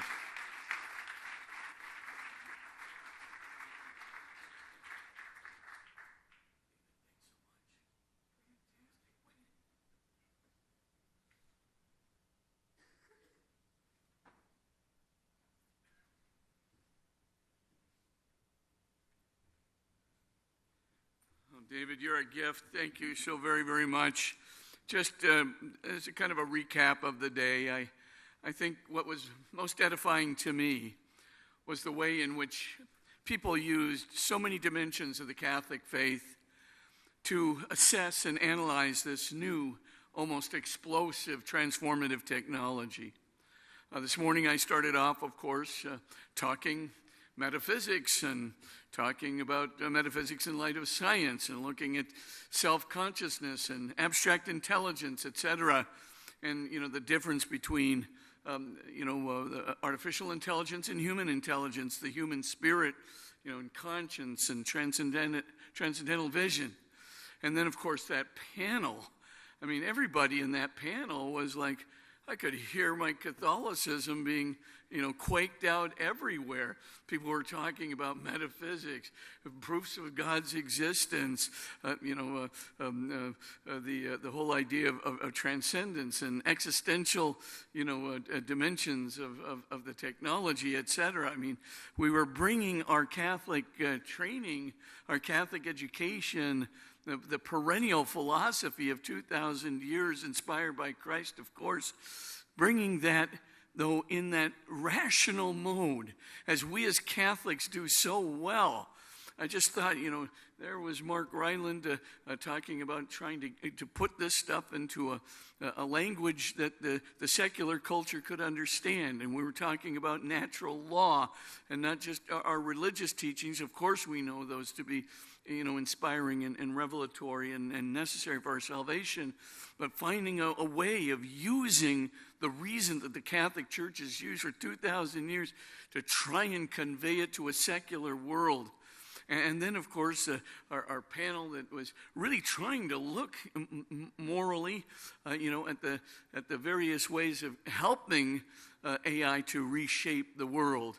And of course, Sarah's wonderful speech, a presentation as well, and of course looking at how we might, in a moral way, but also in a very effective and efficient way, use artificial intelligence to, in a business way, in a humane way, transform and rethink organizations. And finally, David's talk today, I thought that was terrific. The moral vision that each and every one of us can, in our own little ways or great ways, the moral vision we can try to inspire in the people around us, the moral vision that takes what David took today, the social teaching of the Catholic Church, and utterly embedded in a vision. He's got the 4 factors. We can put it into our own 4 factors, but taking that vision of Pope Leo XIII and trying in our own way to dignify work, to dignify the human person, to dignify relationships, and of course, at the end, to be real stewards that build up the community and build it up in the vision of Jesus Christ our Lord. You guys are great representatives, every speaker today, of the Catholic Church, the Catholic education we've been given, the Catholic tradition that's just filled with our faith, filled with reason, and filled with adaptation to every kind of innovation that has been out there over 2,000 centuries. Just leave you with this thought of Arnold Toynbee. Toynbee, he was a secular historian for many, many decades at Harvard University there, and he finally, he said, there is only one institution, only one, that has lasted for 2,000 years and has kind of transformed itself to be, a moral leader and a transcendent leader in almost every age, even in an age racked by scandal. He basically says only one, and that is the Catholic Church, the most unique social institution in the world. And I would say you have represented that institution well today. I thought the vision was terrific. I thought the analysis was terrific. I thought the use of transcendental and moral qualities that you brought to the analysis was terrific. Anyway, I just hope we can all take this great inspirational vision, this Catholicism at work, this Catholicism applied to technology. Just take it with us, and as David exhorted us to do, bring that vision, that moral vision, right into every aspect of our technology, our businesses, everything that we do. Because at the end of the day, that's the whole purpose, why God has put us here with all the creativity and the faith that we have, is to make this community better for our faith. And of course, to vouchsafe it for our families, and of course, for the Christian church and the culture and the freedoms that we have. Thank you very, very much, all of you speakers. You're terrific. The Q&A was terrific. The participation, terrific. Really inspirational day for us all. Thank you.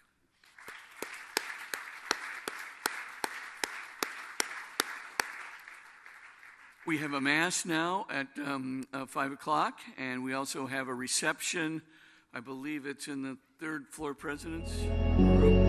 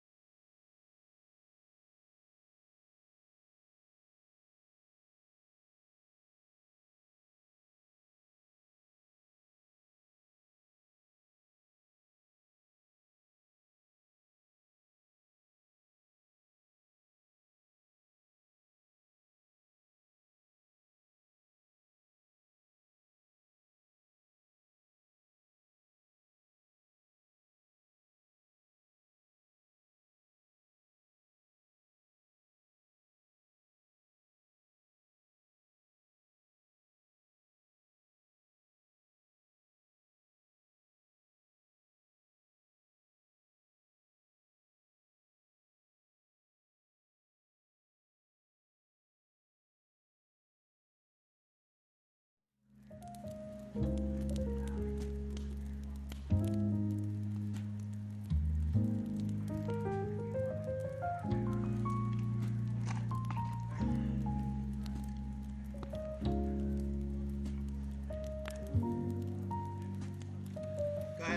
1, 2, 3, 4, 5, 6. Hey, hey. 1, 2, 3, 4, 5, 6. 1, 2.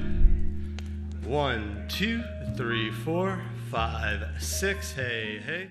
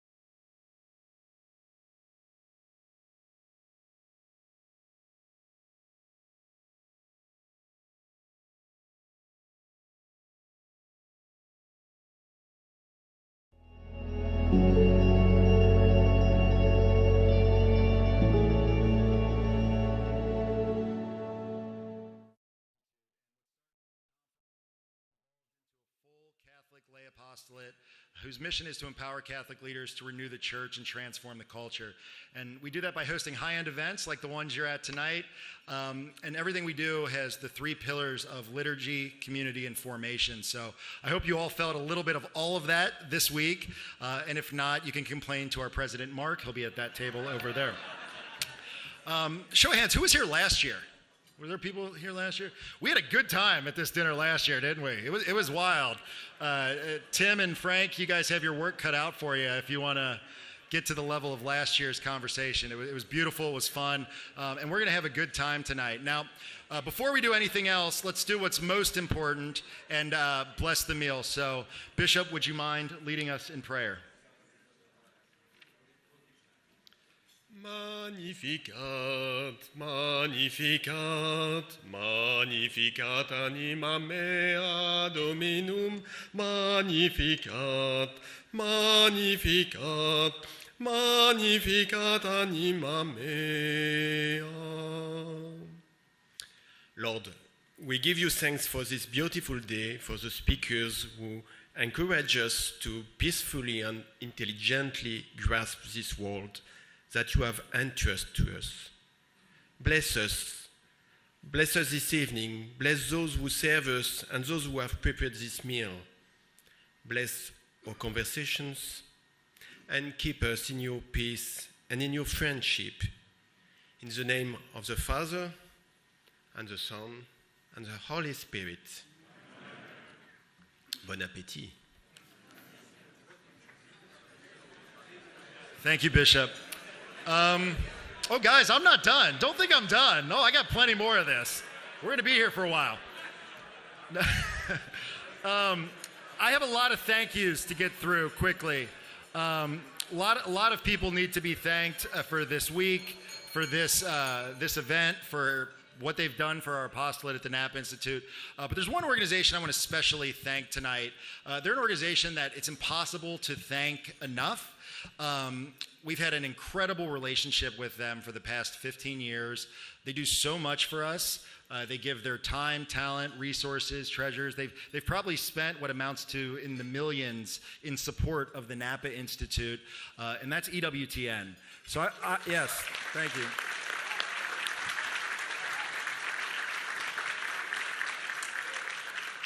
So I would like to welcome Mike Warsaw, the CEO of EWTN, up to the stage to just say a few words. And yes, please, let's give him a round of applause for our appreciation and everything that they do for us.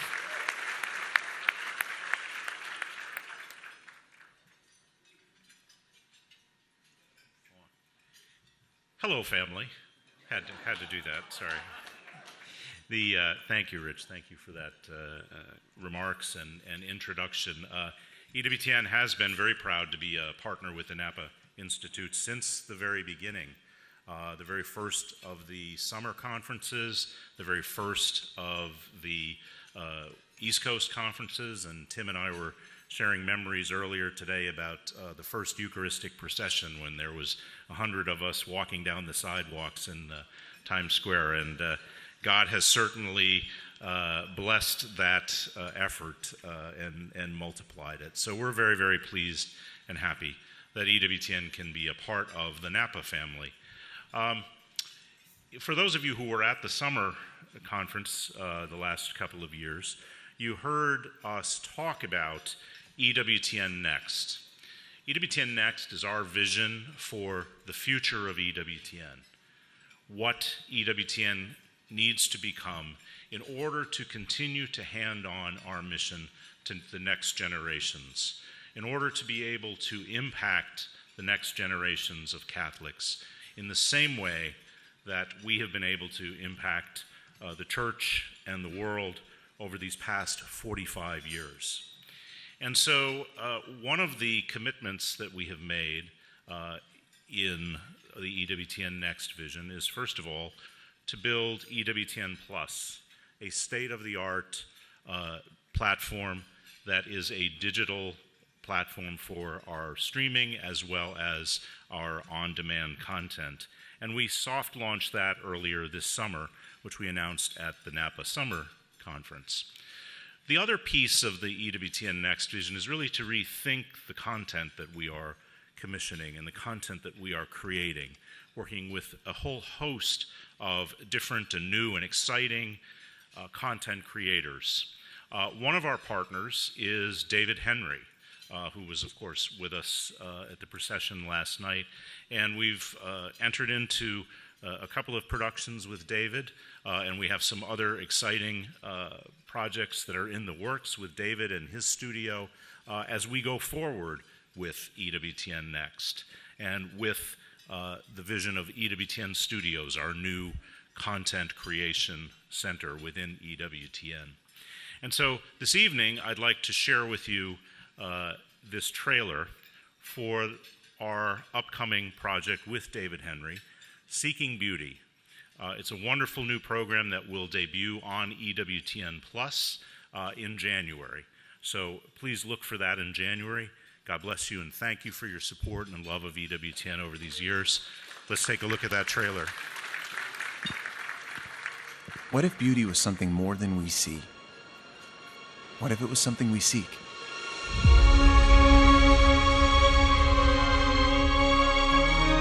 I can see how you can find God here. I'm David Henry, and I've always believed there's more to beauty than what meets the eye. This is just, oh, it is breathtaking. So I set out to search for something more.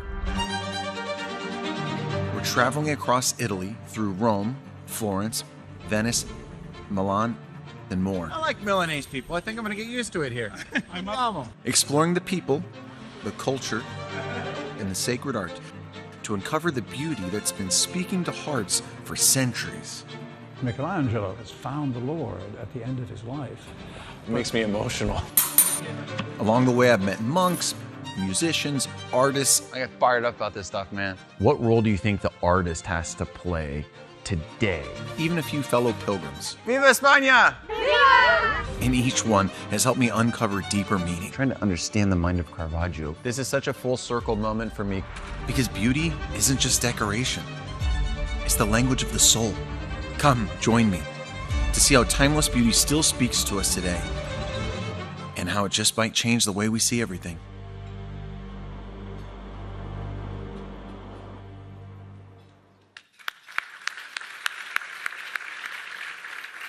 Thank you, Mike, and thank you, EWTN. There's two other sponsors I'd like to individually thank. The first being the book, God, the Science, the Evidence. They were our procession sponsors this year and helped us underwrite the procession and make sure everyone was safe and sound. And it was just providential that their book was released in English yesterday, the same day that our procession took place.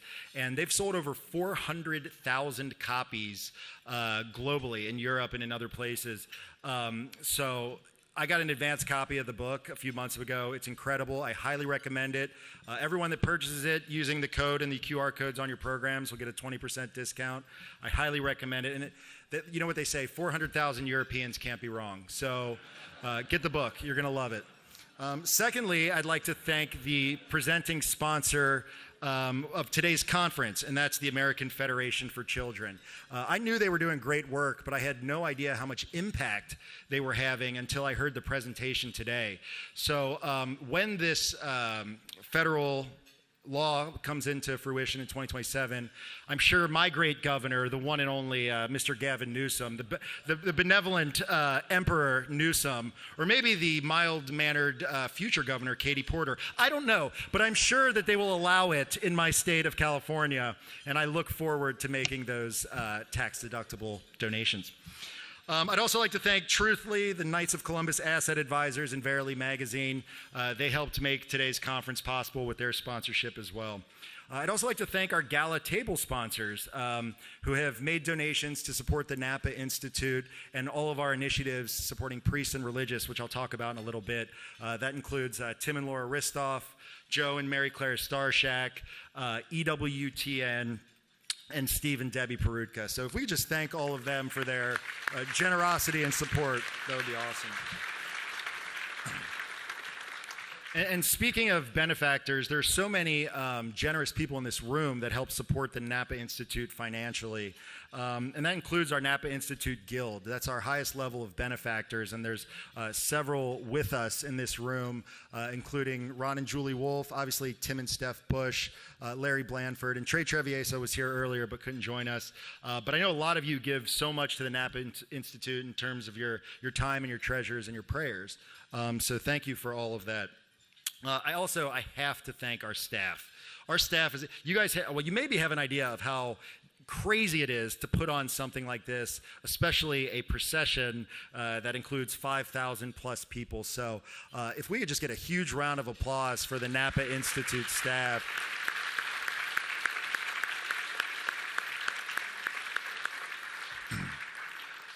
And of course, this includes our fearless leaders, our president, Mark Rolina, our CEO and co-founder, Tim Bush, and who I like to call the first lady of the Napa Institute, Mrs. Steph Bush.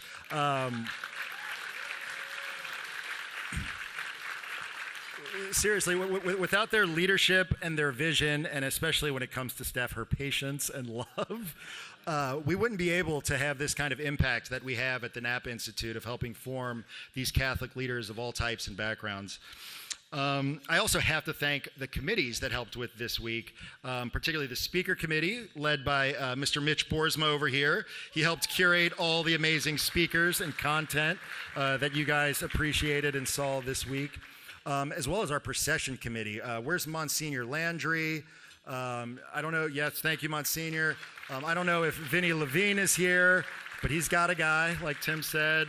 Father Michael Duffy, Father Sean Sukiel, just so many people that really worked hard behind the scenes, like I said, making sure everyone was safe, had a good time, but could really properly and beautifully honor our Lord as we followed him through the streets of Manhattan. So thank you to all the members of our different committees. And finally, I'd like to thank all of you. I mean this sincerely when I say the Napa Institute is only as good and only as effective and only as faithful as the people that come to our events and support us and pray for us. You can get great meals a lot of places. You can come to fancy hotels and clubs in a lot of different cities and places. Those are nice things that we do at the Napa Institute. But it'd be nothing without the quality of people that come to our conferences, to our pilgrimages, that support us with their resources, that pray for us. So thank you all for being here. Give yourselves a huge round of applause.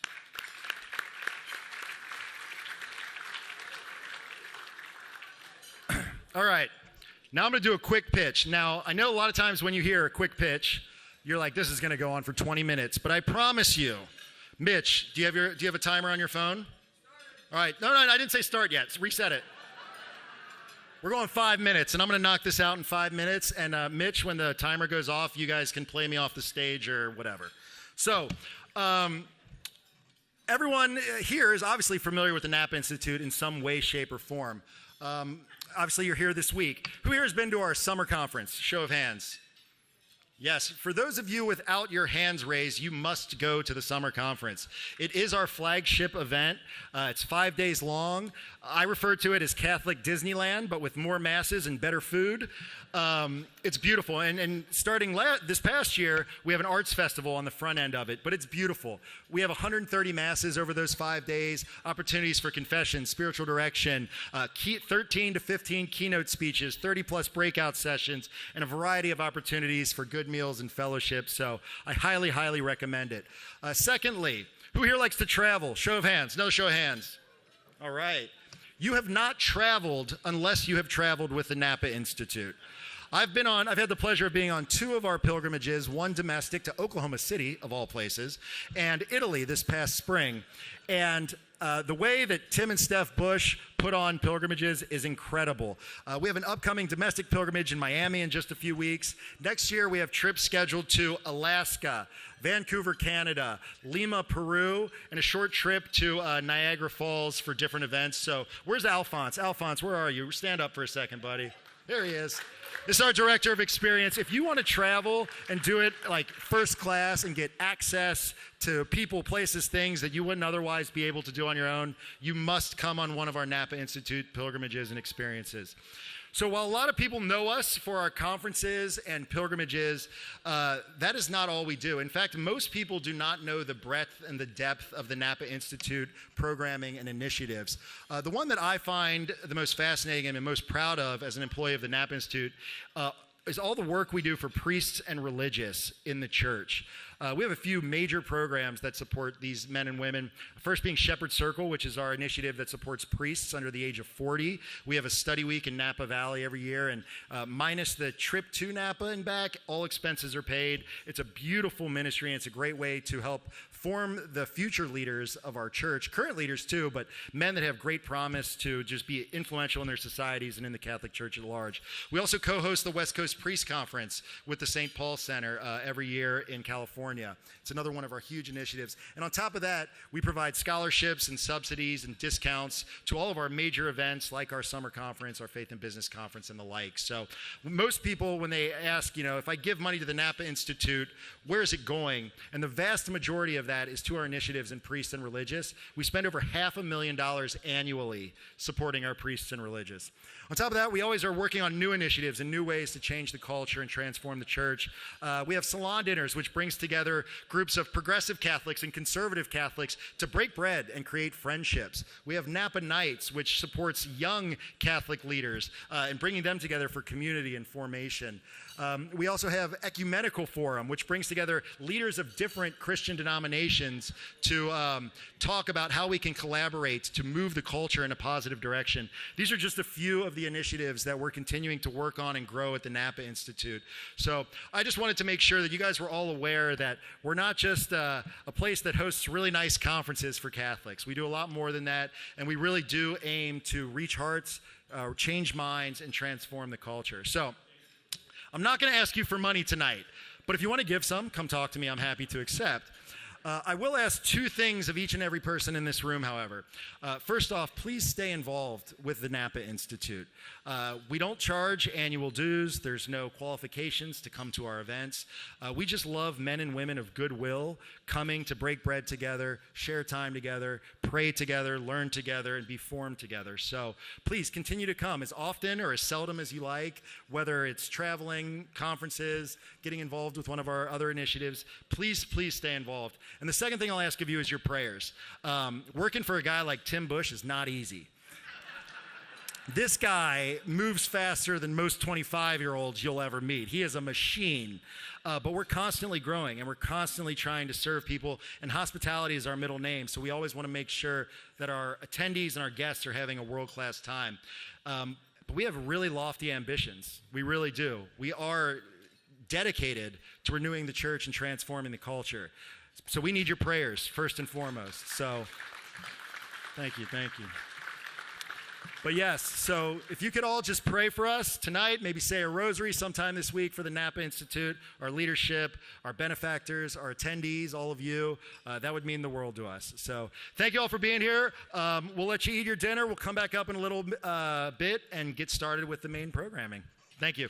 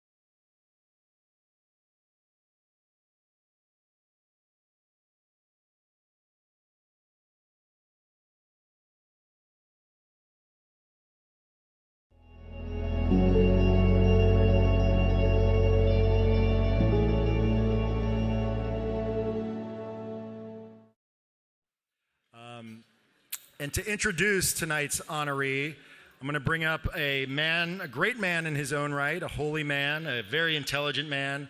He also told me to say very handsome, very fit, one of the smartest people you ever meet. But if you guys could all give a round of applause to the founder of the Acton Institute, Father Robert Sirico.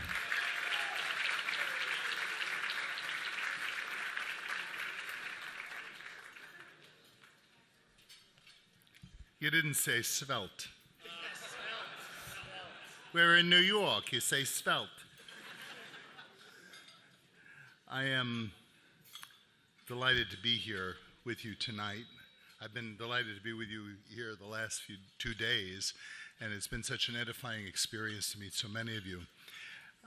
You know, there's a time in some people's lives that comes where other people want to honor you. They want to give you accolades. They,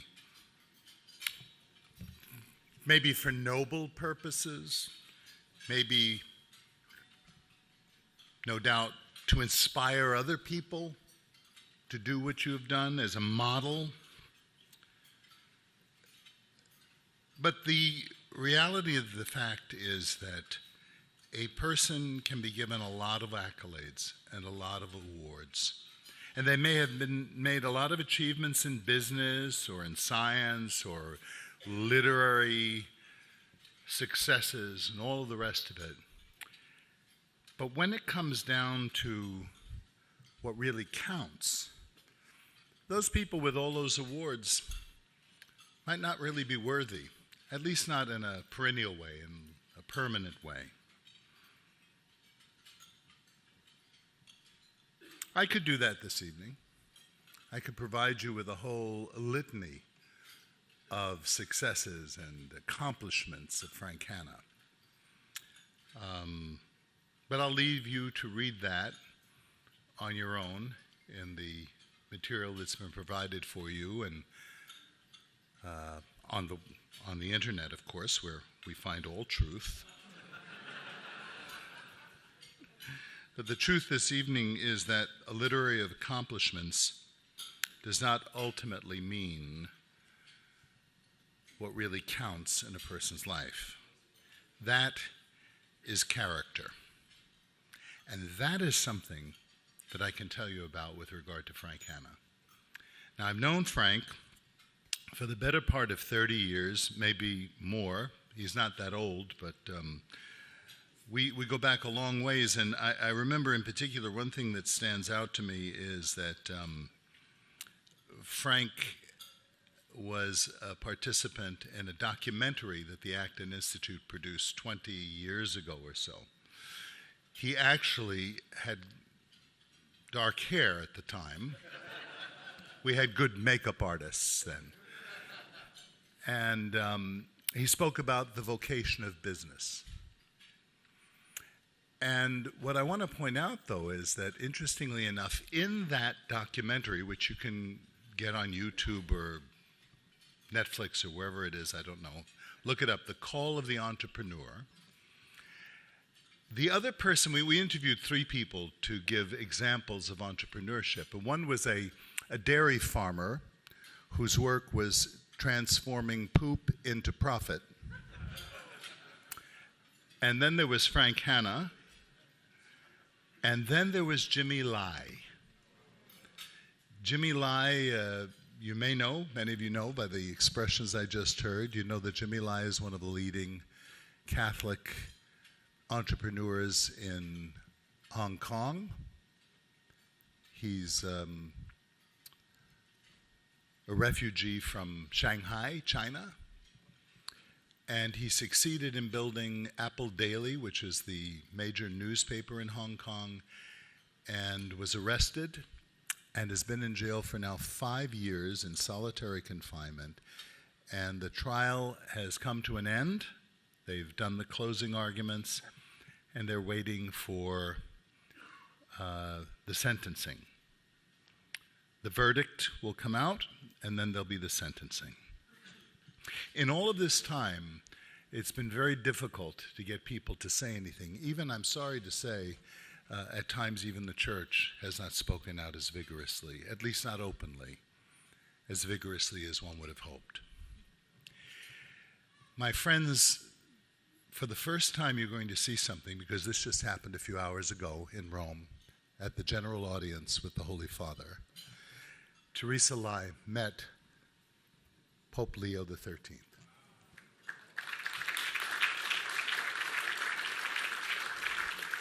She was not there for political purposes or to involve the Vatican in any kind of continuing controversies with China. The Vatican has its own problems dealing with China. She was only there for one purpose, and that was to pray and to ask for prayers for her husband. So before and I know I'm not taking any time out of Frank's schedule tonight, before you go to bed tonight, please say a prayer for Jimmy Lai and his family.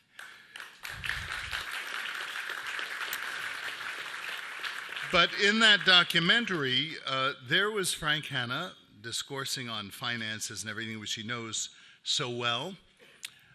But I want to tell you about his character. I want to tell you about his devotion to his wife and to his family. And if you want to really hear enthusiasm, ask him about his grandchildren. A priest ministers to many people in the course of his ministry. And it is not always the case that when you're ministering to lay people, especially to laymen in business, that you do not find yourself as a priest challenged to become holier yourself. Frank Hanna is a man who lives what he talks about.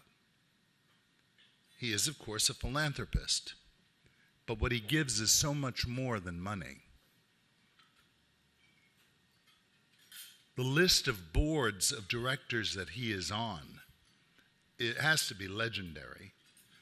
And let me tell you, he does not go on those boards, and I know this personally because Frank has been on the board of the Acton Institute for more years than I can remember. He doesn't go on those boards to just sit there and eat the tuna salad. He's on those boards to dig in, to ask questions. And let me tell you something, in addition to the inspiration that he may provide this priest, can also be a pain in the neck. Because he has that entrepreneur's ability to ask difficult questions. Those of you who run nonprofits, you need to get a guy like this. Because when he asks difficult questions, if you can answer them or you can spend some time probing the difficulty of it, you're going to learn the secret of building and making more efficient your ministry. There's no sense in being in a ministry just for piety's sake. We must be in the ministry for the well-being of other people. And that brings me to another point about Frank Hanna. One of the wonderful things about a businessman who incarnates his vocation, who speaks of his business as a vocation, shows a devotion that accomplishes two things. The first, and perhaps the most obvious, is it accomplishes profit-making. It accomplishes good accounting or sales or whatever the particular business happens to be. But this is the secret, and this is what you are about these few days. It also accomplishes the bringing together of piety, devotion to our Lord with that technique. And that's what Frank Hanna has emblemized for me. It is not to say something simple or little that in the course of the many debates that I have had with Frank over these 30-some years, that this Italian boy from Brooklyn, New York, recalls vividly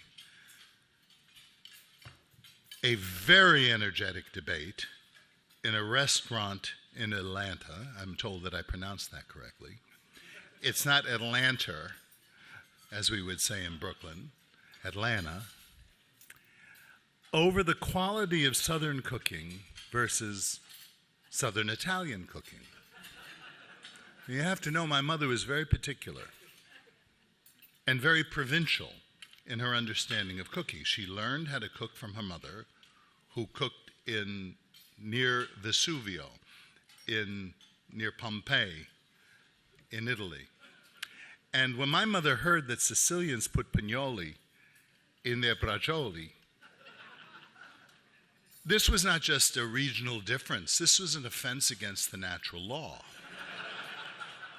So when I'm sitting down in the South talking about Southern cooking with a man who is insisting that Southern cooking is worthy of praise and dignity, and I said, but you got grits. He said, have you ever really had grits?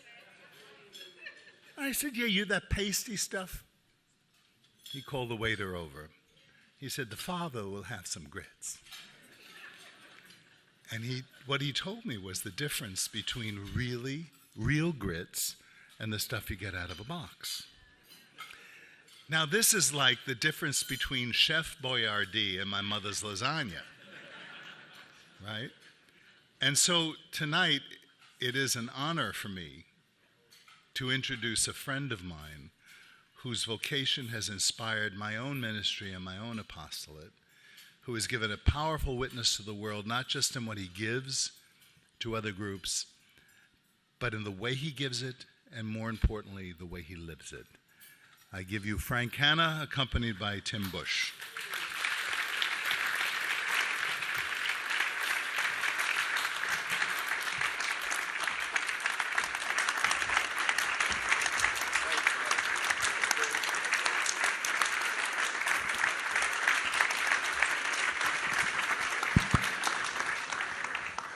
Okay, guys.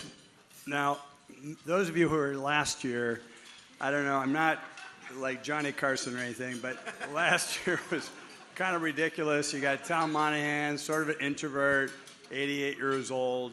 He was 87 at the time. He says, I'm 87, Tim. And his soon-to-be wife was calling us on the phone. I don't have a girlfriend calling me tonight. No girlfriends. I don't have any girlfriends calling me. I told them, don't call tonight. This is going to be funny, honey. This is all a joke. The whole thing's a joke. By the way, Rich, thanks for recognizing Steph. I never do, because she has been my wife for 40 years, and we just spent a week in Paris.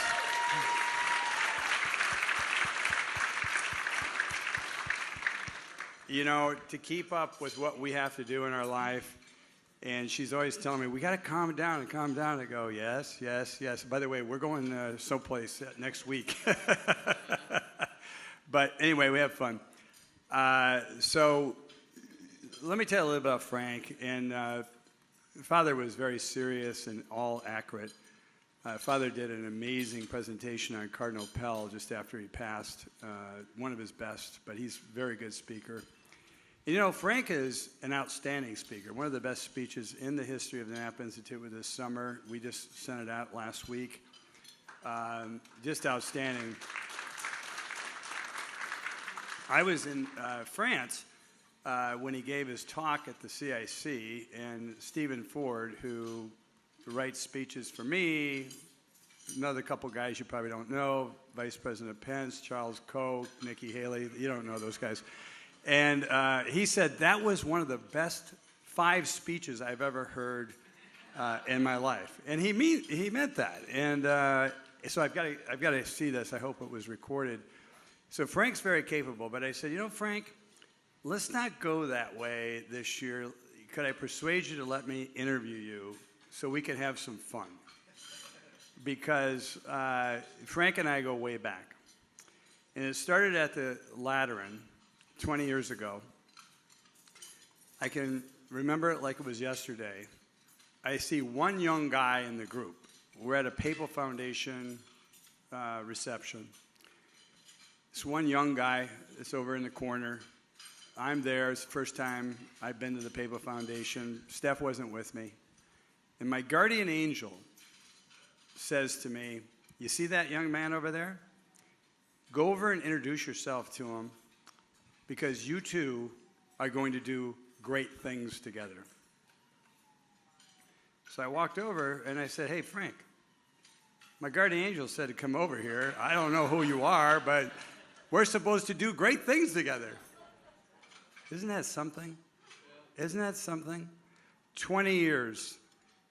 15 years ago, Frank was the initial board member of the Napa Institute. And he can be more than a pain in the neck, Father.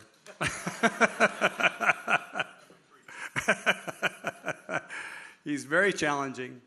But we've been on the Papal Foundation together, EWTN together, Catholic University of America together, the Bush School of Business together. Anything else? Did I miss? And Napa, of course, Napa Institute. And Napa Legal Institute. He's not been on the board, but he's been very assistant with us. So young people especially, speak to your guardian angel. They don't know what you want, but you tell them, and they can figure things out. And this has been the love affair that Frank and I have had. Now, he calls me his big brother. Now, when we met, I was about 45, 50 pounds more than I was today, so I don't know if that's why he called me his big brother. But I'm older than him. I don't know if that's why he calls me his big brother. He doesn't have a big brother. He's got a little brother. He's a really nice brother. But we've had a lot of fun with that over the years. And all of those problems that AI is trying to solve, we've already solved them. We've been in Rome at Antico Arco, Taverna Angelica. We got all these problems solved. I don't even know why they need AI. Do you know, Frank? All you need's wine. Yeah, wine. And vino veritas, right? So really, it's a pleasure to have Frank up here. And hey, don't make any mistake about it. Frank and I have had some serious disagreements, always in charity and love. But that's what love's all about, right? You don't just go along to get along. You challenge each other. And I'm the type of guy that never takes challenge too well, but I've learned to just shut up, listen to the thoughts, digest them, reframe them, and then try to take action on what was being suggested. So it's been a wonderful relationship, and that's why I'm honored to have him receive this beautiful award from the Napa Institute. So we're going to start with one of the most incredible accomplishments that he did was the now called Hanna Papyrus. And I think we're going to have a picture up here. I don't know if somebody can flip that up there. But he acquired this very important papyrus that was called the Bodmer Papyrus, but they renamed it because he acquired it for the benefit of the Vatican Library. So tell us about that, and especially I think the best part of the story is the James Bond method of how you actually got it to the Vatican.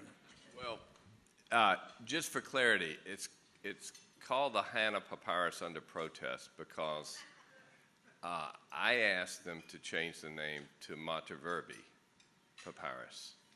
And the secular community that has the protocols for how papyri are named did not accept that. So they needed a name of sort of provenance, if you will. So that's why, because I think of it as the mother of the word, papyrus.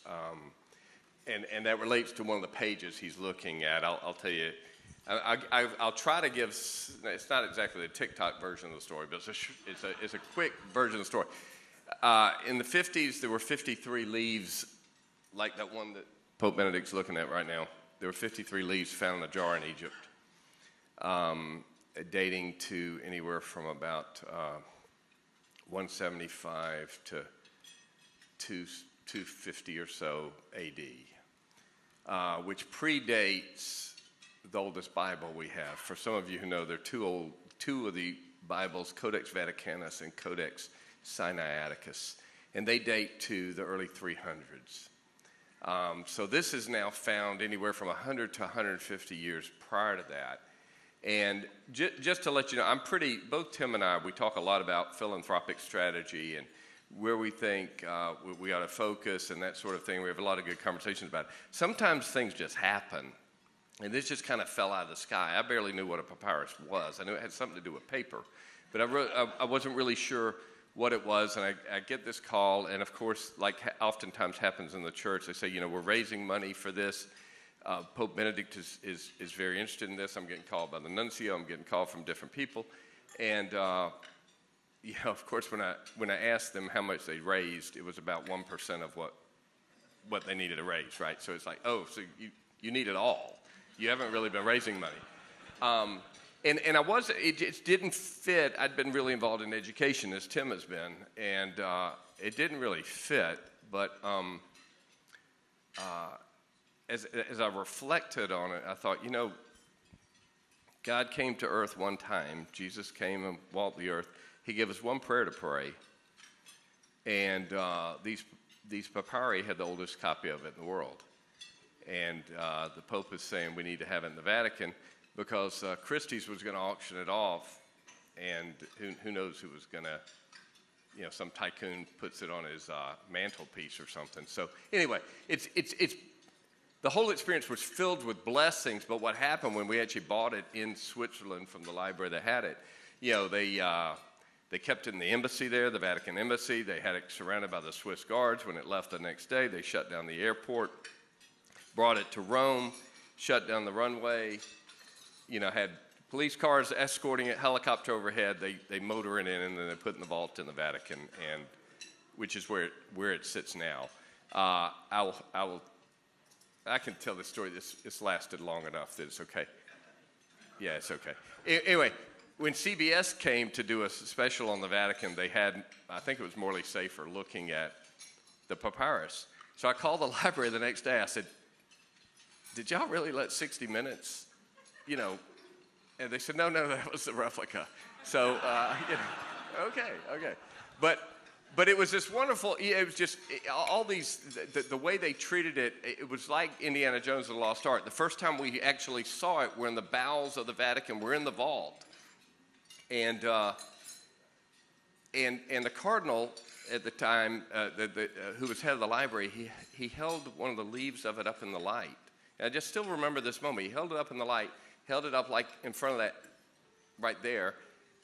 And you can see what color it is. It's like old faded newspaper. And just in a moment, it wasn't a miracle, but it's just like it glowed golden, because the light was behind it.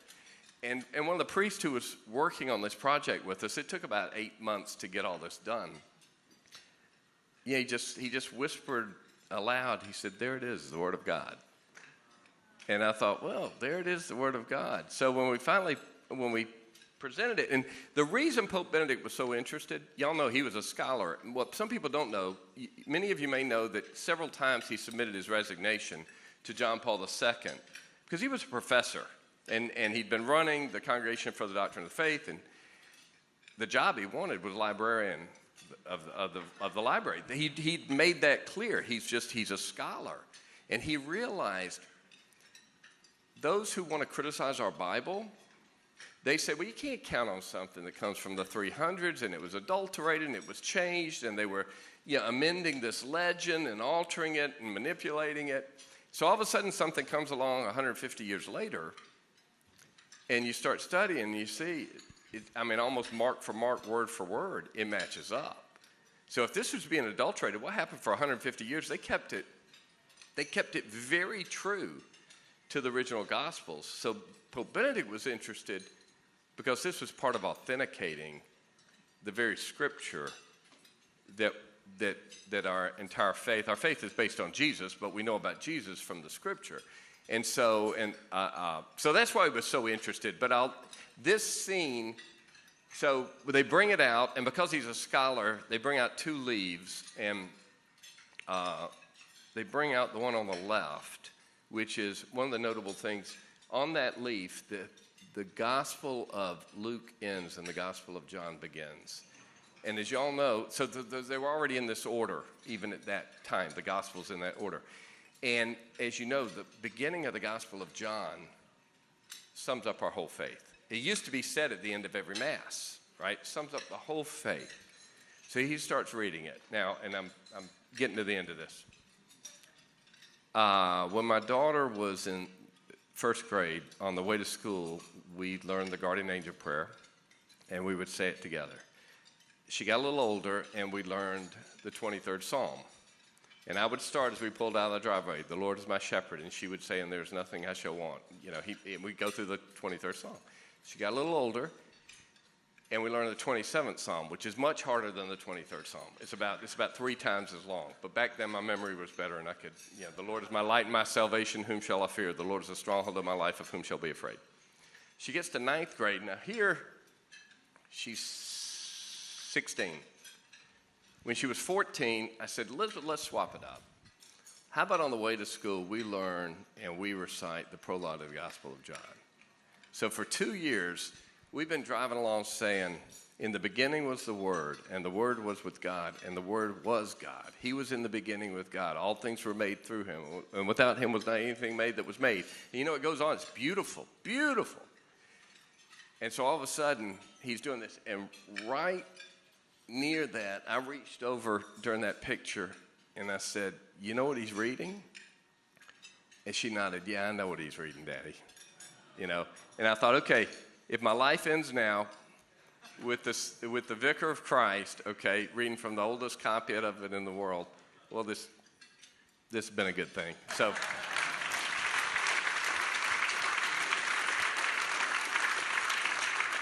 Where this is stored is it's right out of the Tom Cruise movie.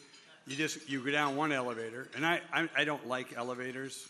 I don't like small elevators especially. We went down 3 small elevators. You go down one elevator, you go over, you go down another elevator, you go over, you go down another elevator, and unlike 60 Minutes, Frank's trying to show off to his big brother, I'm going to pull out this papyrus and just show it to you right here and now. And he did, and it was beautiful. We were alone together in the room for a very short period of time, no pictures, obviously, but it's a holy document, right? So it's a beautiful thing.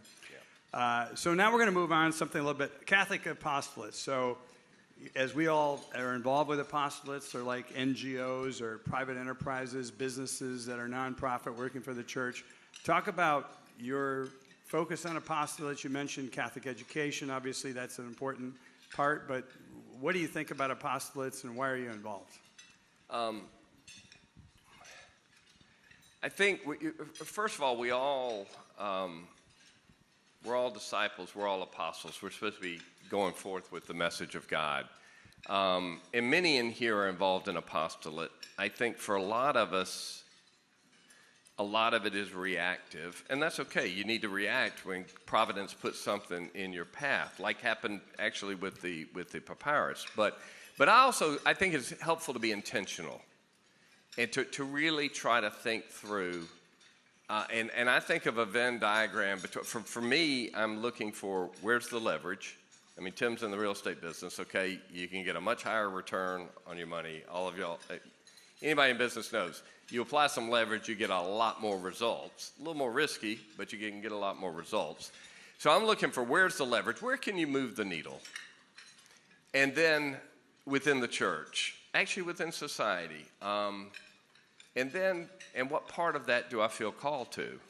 Because I think the personal vocation, really asking God, you know, if not every day, on a very frequent occasion, Lord, what are you calling me to do? That's what Tim was asking his guardian angel. You know, when you're constantly communicating with God and with the angels, you know, don't be surprised if they give you some guidance.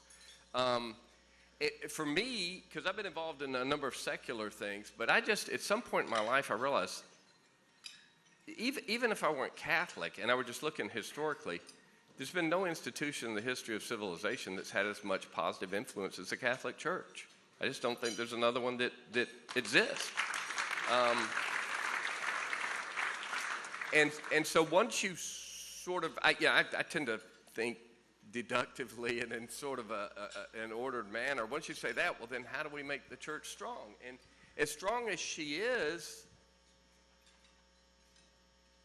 most Catholics I know don't really know their faith. Most parishes aren't all that effective. We're losing our knowledge and our understanding about how to create families. And so, what do we do about that? Because we have this treasure, but we are, amidst these beautiful signs of hope we've seen the last couple of days here, we are kind of declining. We grow, but we grow slower than the population and the fervency. So what do you do? And this is one of the areas where, obviously, K through 12 education, I think there was a chart shown today, but for school choice, it's just getting decimated. It's growing in Florida, but it's getting decimated. And we need to really be thinking innovatively. I think the education industry might undergo more transformation from K through 12 all the way up through university and graduate.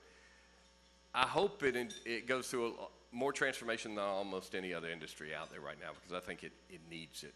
We don't have a scalable, replicable model, in my opinion, for Catholic education around the country. There are a few small efforts. I'm interested in the hybrid, and I'm helping some hybrid schools. I'm interested in online, whatever, but I think we got to be real innovative. We tend to destructure our school systems kind of like the public school system structure. We got a superintendent, and we kind of command control and all of that sort of thing. I know y'all started one independent of the diocese, and we did that in Atlanta also. Not in any sort of, there's no animosity or ill will or anything toward the diocese. It's just like we need to run lean and be innovative and be able to create this. So, K through 12 education is a real area of focus, but faith formation in general, I don't know that our parishes, I'm really getting hyper-focused on parish effectiveness. That, for 99% of the Catholics, some people read a lot, some people go to conferences and stuff, but for 99% of the believers, most of their exposure is in the parish. And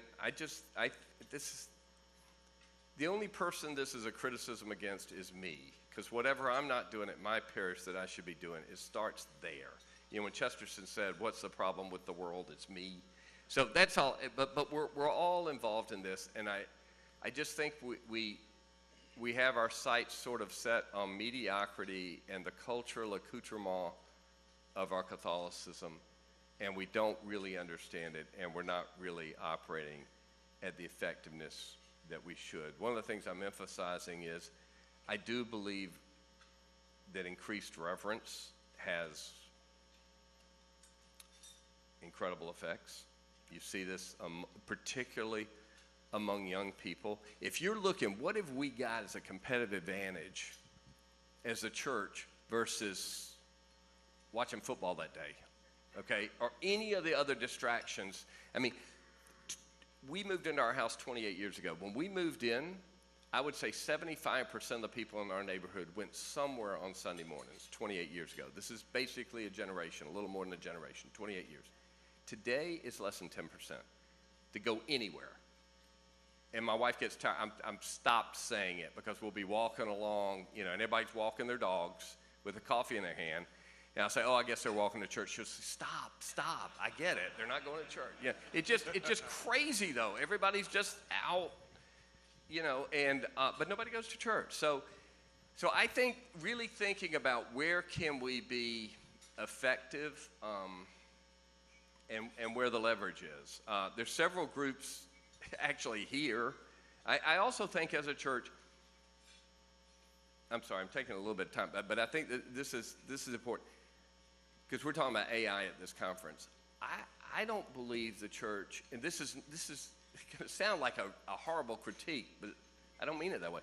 I don't think we've caught up to the Industrial Revolution, okay? And by that I mean we were Christendom was agrarian, all right, for like 1,800 years. You look at the stats about how many people were farmers, even in the year 1900. So we've got all these customs and ways of operating and ways of raising family. We haven't caught up to the to the Industrial Revolution in terms of how we're living our lives as Catholics. And one big change is, and this is where we all come into this, prior to the printing press, the only people who could read and write were the clergy. I mean, the word for clerical clerk means to be able to read and write. So they were the only ones. And so this whole lay involvement thing, we don't need to beat ourselves up for being a little slow on the uptake. It takes a while for cultures to be able to evolve. But one reason we delegated it all to the priest was for 1,500 years, they're the only ones who had books and could read and write. That's why they were advising kings and queens. They were the educated set. Well, now lay people are educated. And so I think we've really got to step up as lay people. We got to do the thinking that used to be done by the clerical set. And so whether it's, I mean, and I'll just have a shout out to a couple of, there's Fathers Acton Institute, which I'm involved in. There's the Ethics and Public Policy Center, which many of y'all are involved in.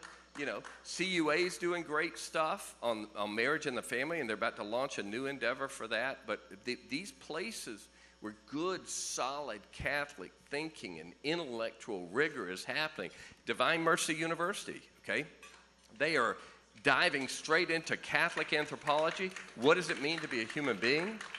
And this is the kind of stuff that Richard Weaver, once he wrote a book called Ideas Have Consequences. Ideas do have consequences. And we need to make sure that that Catholic anthropology and that Catholic understanding of the truth is out there and not just delegate that to a dicastery. Okay? So. I told you it was good. That, Napa is all about lay apostolates, and Mark Rolina and his team are going to be organizing a conference to continue to assimilate these lay apostolates, because that's our secret weapon in America, and we got to transform that throughout the world. Let's go to film. So we got some people in here in the film business, Joe Gelshin, Larry Blandford, and their first statement, I introduced them last night. So how much money have you lost in the business? Not like how much money you made, how much money you lost. And we had David Henry, who's got a fund going out on film. I didn't see the guys today from Sycamore, but I know you've been involved with Sycamore. We all love movies. I've never really invested in movies. I turned the passion down when it came to my office. That's how brilliant I am. But Mel Gibson, what? Movies? No way. It only grossed $600 or $800 million. I don't know what it was. But tell me about your passion towards movies, Flannery O'Connor, and so forth. Yeah, I had a crazy English teacher in high school who harassed the principal enough for her to be able to teach a course on Southern literature, and I got exposed to Flannery O'Connor. And I was raised in a family of entrepreneurs, so I wasn't necessarily bent toward literature and philosophy and all that, but I realized that's actually where my real love is. And for those of you who followed her, she's really quite something. Cardinal Dolan's a big fan of hers, but there are many people in the Catholic Church fans. It's a little bit similar, in my opinion, to the Richard Weaver quote about ideas have consequences. Art has consequences. Beauty has consequences. When you see something beautiful, it does change you. When you see there's a reason Shakespeare is still performed 500 years later. People who can see into, for that matter, there's a reason that the Bible still captivates. The stories and the insight into human nature. I mean, at the end of the day, every little child and every 95-year-old is still wondering about why am I here and what's my purpose, and how can I grow in love and be assured that I am loved. And I think movies affect us like that. I hope we haven't passed the golden age of movies. I think we've passed the golden age of like Broadway shows. I think we've passed the golden age of opera. Some art forms come and go. I hope not, because I think movies are just fabulous. Having said that, it's a hard business. Sam Goldwyn, who is the G in MGM, and somebody once asked him, how do you know if a movie's going to be a hit? And he said, in this business, nobody knows anything. You know, but you know what? That's kind of true for a lot. I mean, you build a hotel, you have a pretty good idea it's going to be a hit, but you're always taking a chance. I mean, I talked at Napa about putting out in the deep. You always got to take some risk. So I think with art, you got to take some risk. And it's a little bit of a different business model because great art rarely pays for itself. It needs patronage. It's a different kind of economic model. Maggie Gallagher's here, and she established with Archbishop Corleone the Benedict XVI Institute for Sacred Music. And we've chatted about this. There's no way. Mozart died penniless. Okay? I mean, he had to give violin lessons to help feed his family because the symphonies weren't bringing in enough revenue.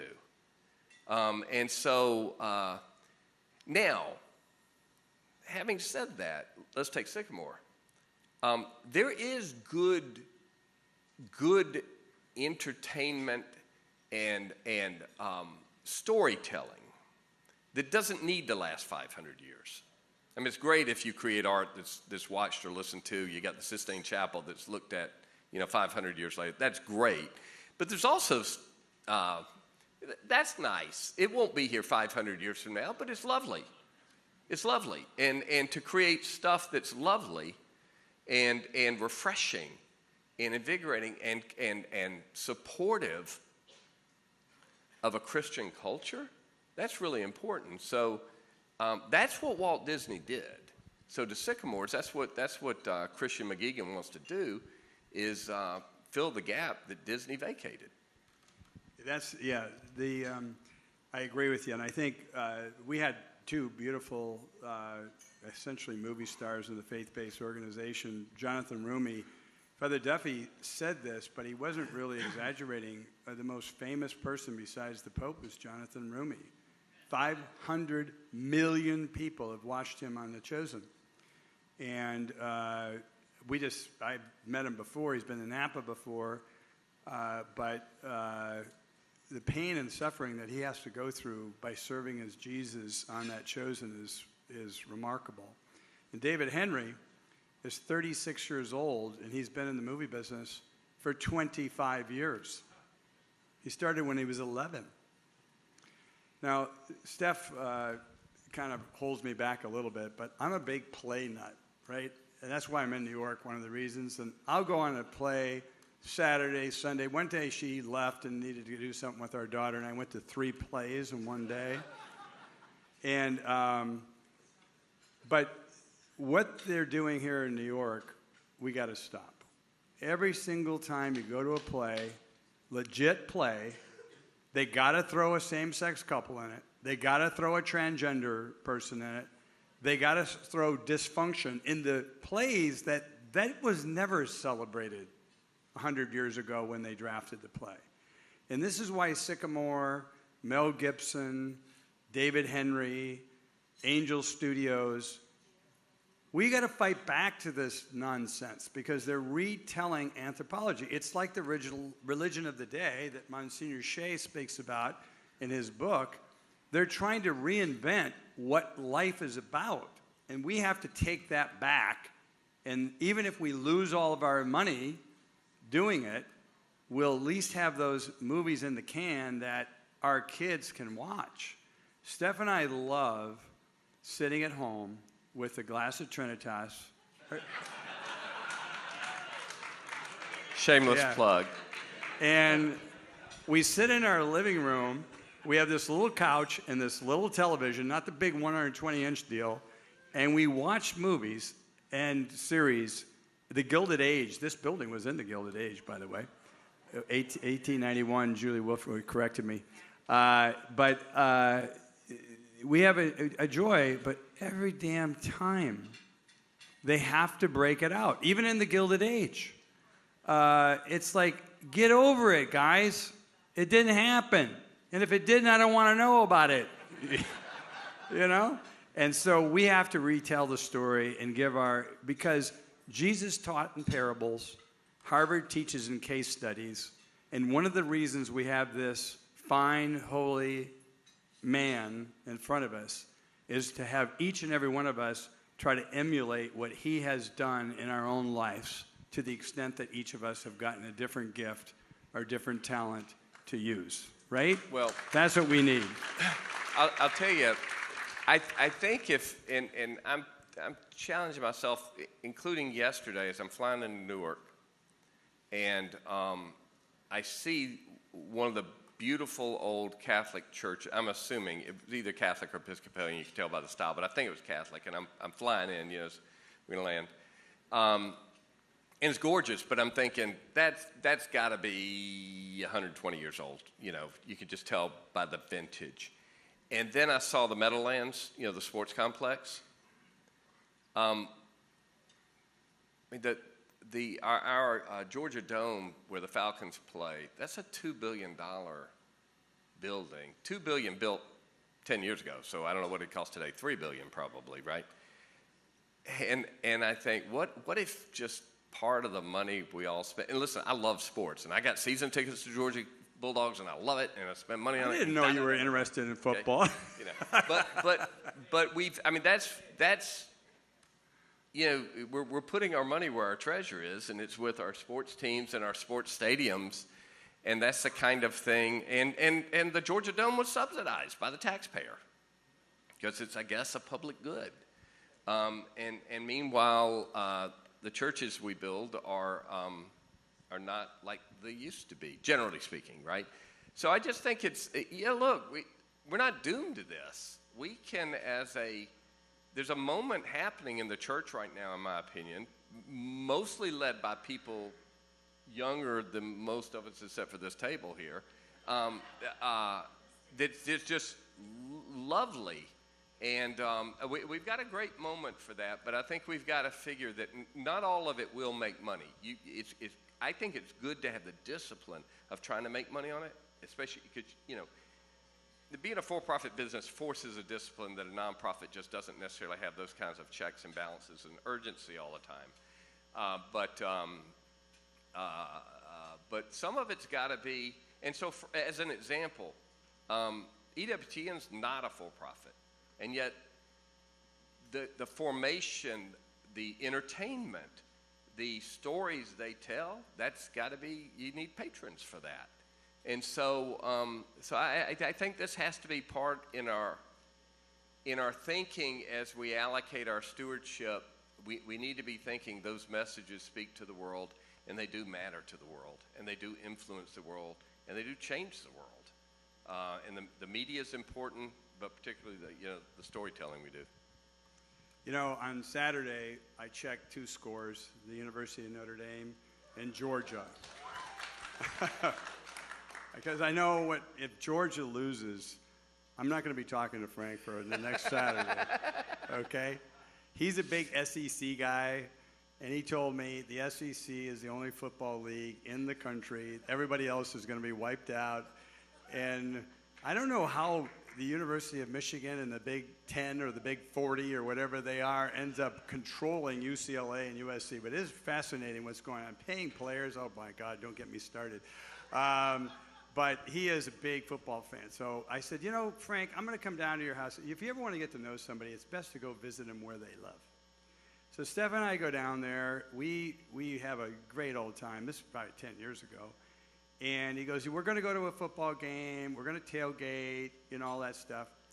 And he says, yeah, I got a little box there. The box holds 50 people. I mean, it was like a high school football stadium right there. I mean, it's like, what? He's got 50 people in his box, and everybody's there. His dad was alive, and his brother, and his wife, and this is part of their life. I mean, what else do you do in Atlanta?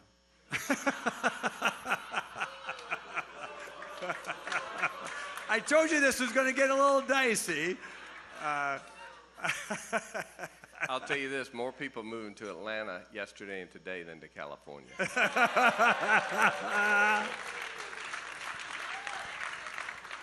Yeah.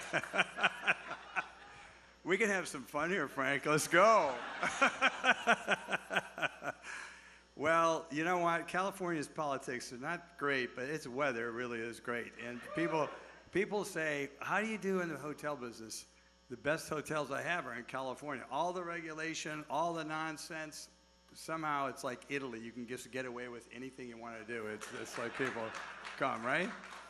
But we're going to go to his beautiful wife, and she's a Southern belle.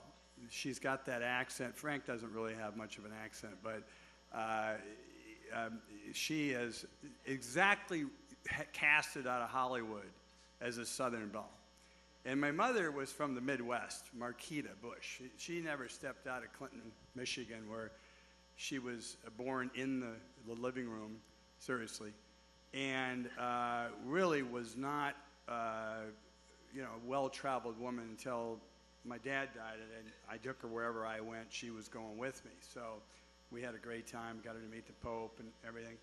But my mother was just infatuated with Sally, his wife, because she had never seen in live person a Southern belle like this.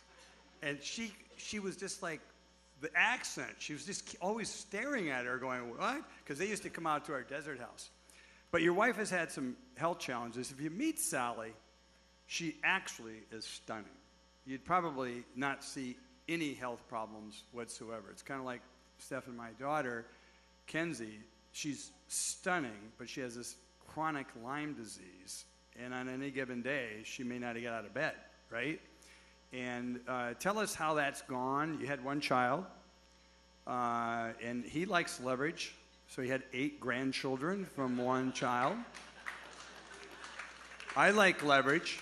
We had 2 children. We're not exactly the 8, 12 kids that many of you have out there. We have 11 grandchildren.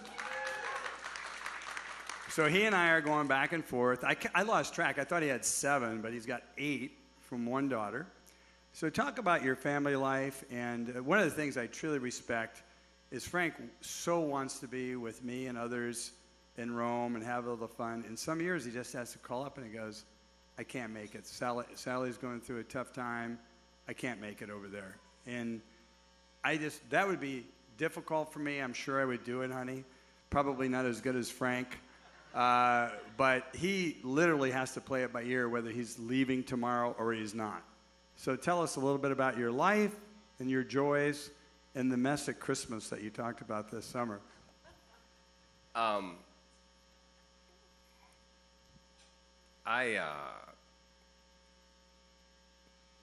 got to marry an angel, so there's just no complaining. I mean, if you get an angel, and she really, I mean, people tell me, I think she may be the sweetest person I've ever met. So there's just no complaining. But I also think, I think a certain politician got in trouble earlier this year for referencing the Ordo Amoris, the order of love. But I think there is an order, and for me, obviously, if you're not praying to God, nothing's going to work, or work in accord with our nature.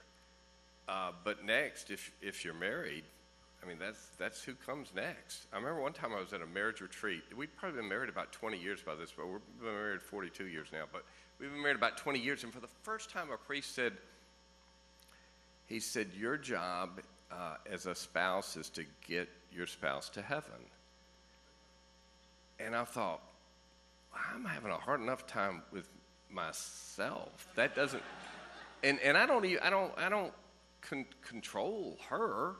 Plus, she's going to get there, and I've got to struggle in purgatory for years. But this whole idea, but what he was getting at, and I first heard Father Sirico use this term years ago. It was this other-directed behavior, behavior directed toward the welfare of another. And we all, and I know most of you have had great formation. Love's not an emotion; it's an act of the will. But this real idea of saying whatever, if love means you will the best for the other, and you're not, especially when it's your spouse, you're not really supposed to calculate that cost. So so it's not worth calculating it. Don't waste time counting up what doesn't happen, right? And so yeah, she's got. He was referencing Kinsey having the Lyme. Sally's got something. It's degenerative neuropathy and a bunch of autoimmune stuff, and it's just she's been sick for 40 years. But we're joyful. We have a great. So it's just not worth.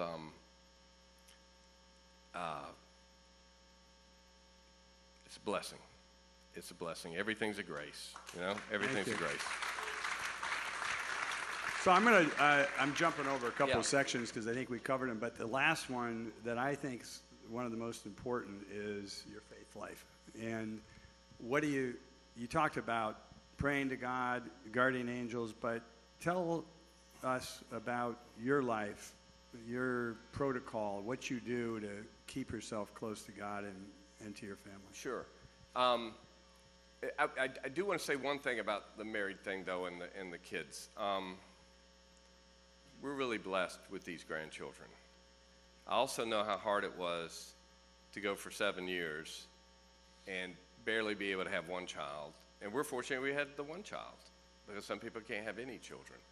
And so I think, especially among really faithful Catholics, I think we ought to really celebrate the children that come and really be united in solidarity with couples when they don't come. So that's just,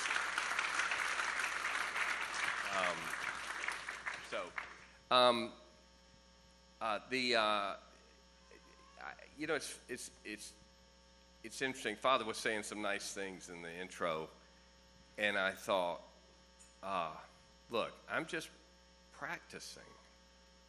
I mean, the stuff that he was saying that was good, I'm practicing. And I think there's a reason we talk about practicing the faith. And there's certain, in most of the professions, the historic professions, a doctor practices medicine. It's a really difficult thing that you never quite perfect. And if you don't practice it, you will lose it. So you have to practice the violin, you have to practice medicine, you practice law, and you got to practice your faith. So if you're really gonna, if you kind of take that to heart, what does that mean to practice? We know what it means to practice the violin or to practice football, right? What does it mean to practice? Well, it means, I mean, you should see how Kirby Smart has got their practices in order every day down to the minute, right, of how much they're spending on this drill and this drill. So I think it's just worthwhile. We don't have to have it down to the minute, but to say, what is our practice?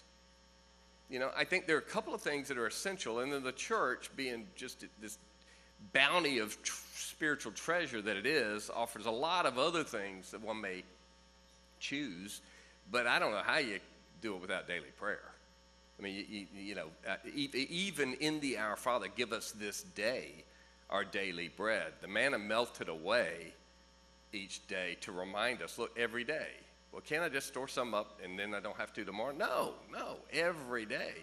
So I think it starts with daily prayer. For me, I also do a daily examination of conscience. I mean, I try to, at the end of the day, go through which, usually, and it has to generally do with human transactions. Well, the human transactions I've had, like on a day like today, I got to go through like 50 different, you know, and usually it's nothing, but sometimes you say, you know, I didn't need to say that comment. It's not always a mortal sin, but it's like, did I really need to make that joke or gossip, that little bit that didn't quite look like gossip, but maybe I did it, you know? And when you're rigorous with yourself, all of a sudden you realize it's like practicing that piece of the piano that you stumble over every time, and then you work on it. Finally, you can play those notes because you practiced it. So I think those two components, I think regular confession. I mean, that's part of the day. You do the daily examination of conscience, but regular confession. People have different frequencies. I do an annual retreat, and I think it's good to know the Bible. Yeah, I got a lot of friends who of my vintage, right? I got a lot of friends that can basically recite Godfather 1 and Godfather 2. Okay, we just all know that movie. And I got you a Godfather line for whatever comes up, you know. And I can quote Hyman Roth. I can quote, you know, you name it. Okay, and that's fine. Or Talladega Nights, but What was the last one? But Talladega Nights. Oh, okay. Anyway, it's not. It's. I'm praying the rosary, Frank. I'm not watching that show. It won't be watched 500 years from now. But what would be nice, and I think Abraham Lincoln could do this. Okay, when something came up, he had a biblical reference, because that's what he was reading all the time. Okay, and if we really demonstrate that, not in a preachy kind of way, but if when we were speaking to others, you know, it's like, yeah, when his brothers threw Joseph in the well, that's how you felt like, you know. And I mean, you have all these references that you can make because you really know the Bible. I think it's a great thing to do. But I think there are two secret things. One's like the house specialty that you only know if you go to the house, and the people that go to the house all the time tell you got to order the blank, right? That's not even on the menu. Daily Mass. Daily Mass is just like nothing else. And, you know, I've given a couple of talks in my parish about it. We really don't tell them it's not on the menu. We actually have had our pastor during Lent encourage people to go, you know, to try it one day a week, you know, because hopefully they'll realize, wow, that was nice, and hey, it didn't take an hour, right? And unless Father Christie is doing the Mass. But, you know, so, but that's just and honestly, people, I want to be very careful. We know that it's not an obligation. There are plenty of people in heaven who did not go to daily Mass. It is not an obligation. I just think it's one of the coolest things we have to offer on the menu of the spiritual treasury of the church. You know, I started going to daily Mass when I was in 3rd grade, because the nun told me, you know, we should go to Mass more than once a week. So I figured, okay, double down, I'm going to do it every day. And I'd get up and I'd deliver my newspapers, the Detroit News and the Detroit Free Press, and get them all out to the customer, and then go to Mass, and then come back, eat breakfast in 5 minutes, and make it to school at 8:30 in the morning. And then when I went to college, maybe once a week I'd go to Mass besides Sunday, but not really daily Mass. And then I saw Tom Monahan when I was 35 years old, so 35 years ago. And I said, the CEO, the founder of Domino's Pizza, goes to Mass every day? And then there was Carl Karcher from Carl's Jr. Daily Mass every day? Are you kidding me? I'm a lawyer. I'm billing by the hour. I can't waste a half hour at a Mass. That could cost a couple $100. But anyway, I went back to Mass. I'm just trying to tell you guys this. You charge your Tesla every day. Charge your soul every day. Right? Well, one of the I'd mentioned competitive advantages. What in the church, because a lot of other things can offer entertainment or diversion or whatever, right? We got the Eucharist. I mean, just there's no other thing on the planet that has the Eucharist, and therefore we have transcendence. It's just something. But you know what's cool about the Monahan thing? So, and this is how whatever you say to your child, or your grandchild, or to your friend, and maybe what we're saying now. So a buddy of mine told me about Monahan going, because my buddy was going to daily Mass. And of course I thought, I don't have the time. There's no way I could do that. And Monahan supposedly heard that Don Shula did it, okay? And he's saying, wait a minute, if the guy that won the Super Bowl with the Dolphins, okay, can find time. Well, you know who Don Shula heard had gone to Mass? Vince Lombardi. Okay, so it's just like this heritage chain of people who said, well, if he could do it, you know, maybe I could. So it's wondrous how that spreads. I think the three things, daily Mass, rosary, and confession, I don't know if we had confession here, Mark. I know you guys can ask any priest, but that's one of our brand standards. We normally have confession and the CFRs and all that stuff. It's a very important thing. It's one of the few things. I was talking to Charles Koch once, and he's fascinated with the Catholic Church. He's read Augustine, and he's read Thomas Aquinas. He loves Sirico. He loves Frank Hanna. His CEO is a Catholic. His CEO's wife is a daily communicant. I mean, the guy isn't religious, but he's fascinated about the Catholic Church. And one day I told him, well, you know, Charles, we have confession. And he says, what is that? And I know he knew what it was, but he just was wanting me to explain it to him. I said, well, you know, Charles, you go to a priest, you confess your sins, he gives you penance, which is usually a, you know, Hail Mary or Our Father or stop drinking for the rest of your life or something like that. and your sins are forgiven. And he said, really? And this was where I know he wasn't faking it. How can I get some of that stuff? Right? You know what Jonathan Rumi told us? Become Catholic. So don't take for granted those critical things that we have in our faith. And I like to take every opportunity I can to explain that to people, because this daily mass thing, especially if you're in danger, like Frank, me, and a lot of you guys out there, you're trying to do stuff the devil does not want to happen. And so he's going to do everything he can. But with daily mass and the rosary, he cannot touch us. He cannot touch us. He can try, but he cannot touch us. But we stop that, and we're subjecting ourselves to exposure. I walk the streets yesterday with a procession, of course. But during my daily walks, I try to walk wherever I can in New York. I love walking in New York. Take that rosary out. People look at you and they go, what is he doing? It's the streets of, what is he going to get mugged? He's walking, nobody mugs me walking around with the rosary. But you're teaching people every step of the way. As all of you in that procession last night, did you see these people? They were like, guy had his hat off over his heart. He knew what was going on. People just dropping to their knees, everything. It seems simple to all of us, but it's evangelization. And that's why we're honoring this guy, because he's done it. He's built churches. He's built schools. He had 15 institutions. He was really involved with the Bush School before I got involved with the school, but the business school. It was just the business school at the time. And he was the one that got involved. I go, wait a minute, what's Frank doing over in the business school? I want to be in the business school. And then I go in there, and I didn't know I was going to be 15 million light after the deal, but no, it was great. Andrew Abella has done an amazing job at the school. Amazing. It's only getting better.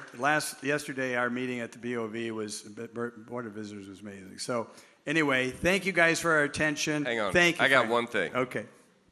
There's one other secret. Having deep and abiding friendships with other believers.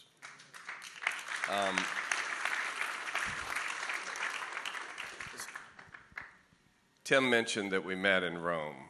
There was another lunch we had. And by the way, if you can form these friendships on pilgrimages, even better. We were on a pilgrimage to Rome. Another pilgrimage we were on, Mexico City, to Our Lady of Guadalupe. We went and had lunch for 2 hours and talked about a gathering of Catholics that could inspire people and get them more involved. And Tim, being a man of action, right, got Napa Institute going, where that kind of friendship happens. And so somebody said, well, how do you get an award like that? And I thought, we have a friend like Tim, right?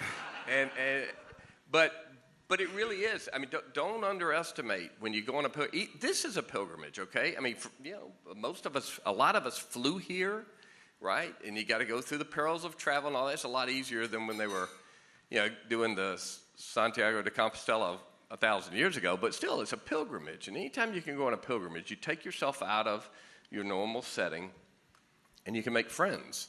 And that's what happened with he and I, and there's just nothing like it. And so I started reflecting, because somebody, he may be here. Tim's got paparazzi who takes pictures of him, and so I got a copy of that picture. But I was thinking after the procession yesterday, we were all walking and Jesus was with us. But I thought, there's another time in the Bible when some Christian friends were walking and Jesus was with them, right? What was that? Emmaus. And I thought, well, that's another secret to keeping faithful. And I think about the number of walks you and I have had. And so I got to show you something real quick. Hold that for me. So this picture that a buddy of ours, I think he sent you one too. So I didn't have time to get it framed because I started thinking about this just the other day. And you can come up and look at it because you won't be able to see it. But hold this for me. So this is a picture of two guys on a bench. And I like the fact that you don't know who they are because you just see the back of them. Okay? But they've just walked for about 45 minutes, and we prayed down at the grotto together. And then we're getting older, so we sat down on a bench. And I put a title under this, a short rest on the road to Emmaus. But you can come up and see it. But this is on the bench. You got that's the back of me and Tim. And I thought, well, that's one of the keys to practicing your faith, is to walk on the road to Emmaus with good friends.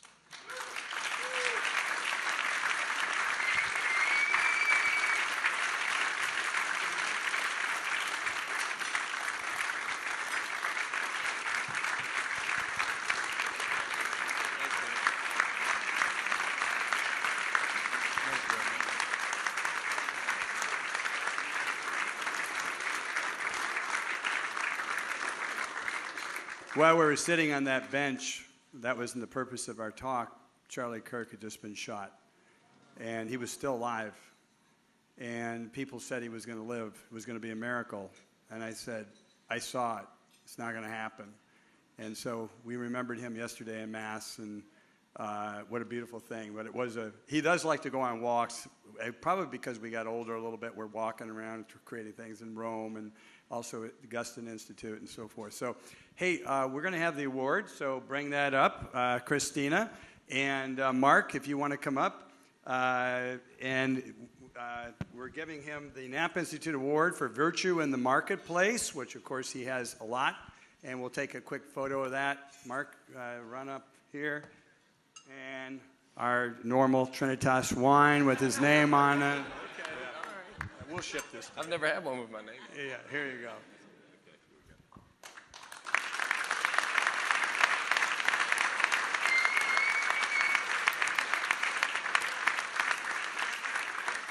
Thanks, buddy. God bless you.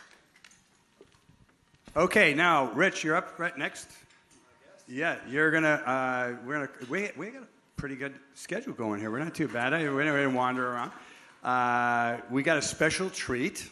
A couple of very important ecclesiastical leaders are here, and Rich is going to introduce them as we close. Yeah, before I do that, I did want to say two quick things about Frank Hanna.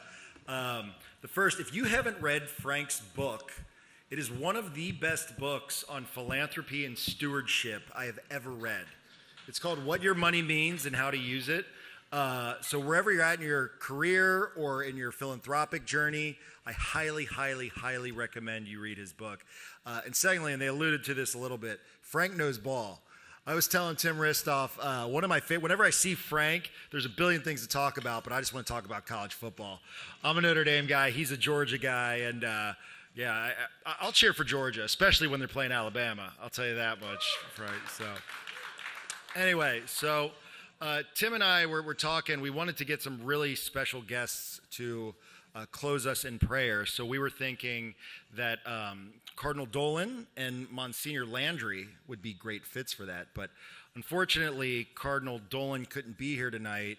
And we hear from Monsignor Landry all the time. So let's bring up their brothers to close us in prayer. Can we get Pat Dolan and Scott Landry up here to close us in prayer for the evening?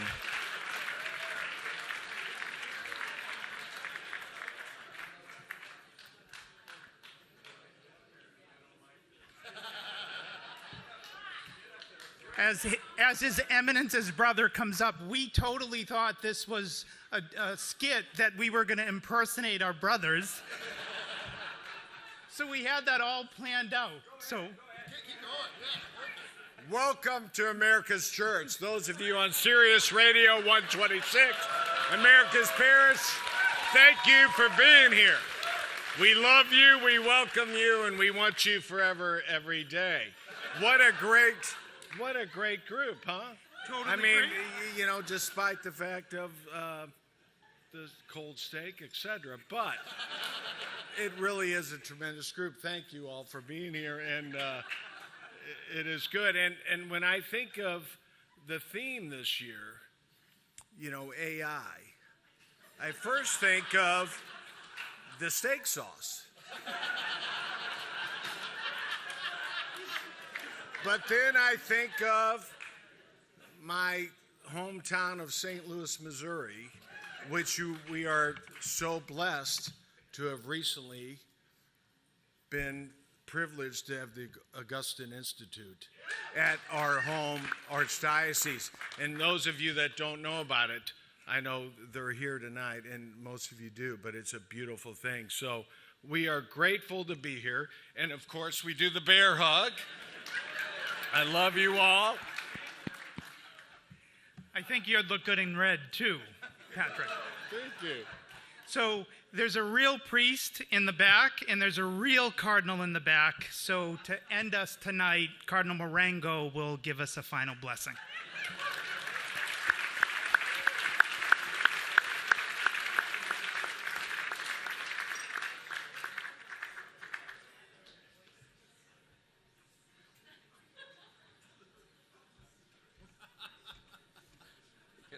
Amazing. Well, I was very much inspired by the witness of all of you, and I'm very grateful to Cardinal Dolan, who invited me to New York and to the Napa Institute. And by listening to your stories, I'm really inspired. And the image with which we concluded, the two of you sitting there, one of the best things in life is to walk to Mass with a good friend. I think I wish many people will hear that in Mongolia, because in Mongolia our faith is still new, and I wish many people, many entrepreneurs would hear your stories and will grasp a bit of the beauty of our faith in action, as you have witnessed tonight. So let us all thank the Lord for His goodness to us, and let us invoke His blessing, so that by the power of His Holy Spirit we may continue practicing our faith and showing the beauty of it, and attracting many more people to the flock of the church. The Lord be with you, and through the motherly intercession of Mary, may God bless you, the Father and the Son and the Holy Spirit. Amen. Amen.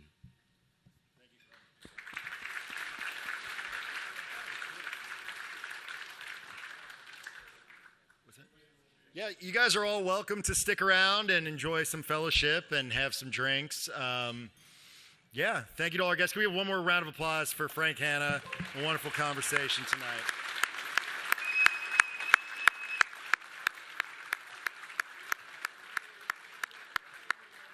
Thank you all for being here. God bless you all, and we look forward to seeing you at another Napa event.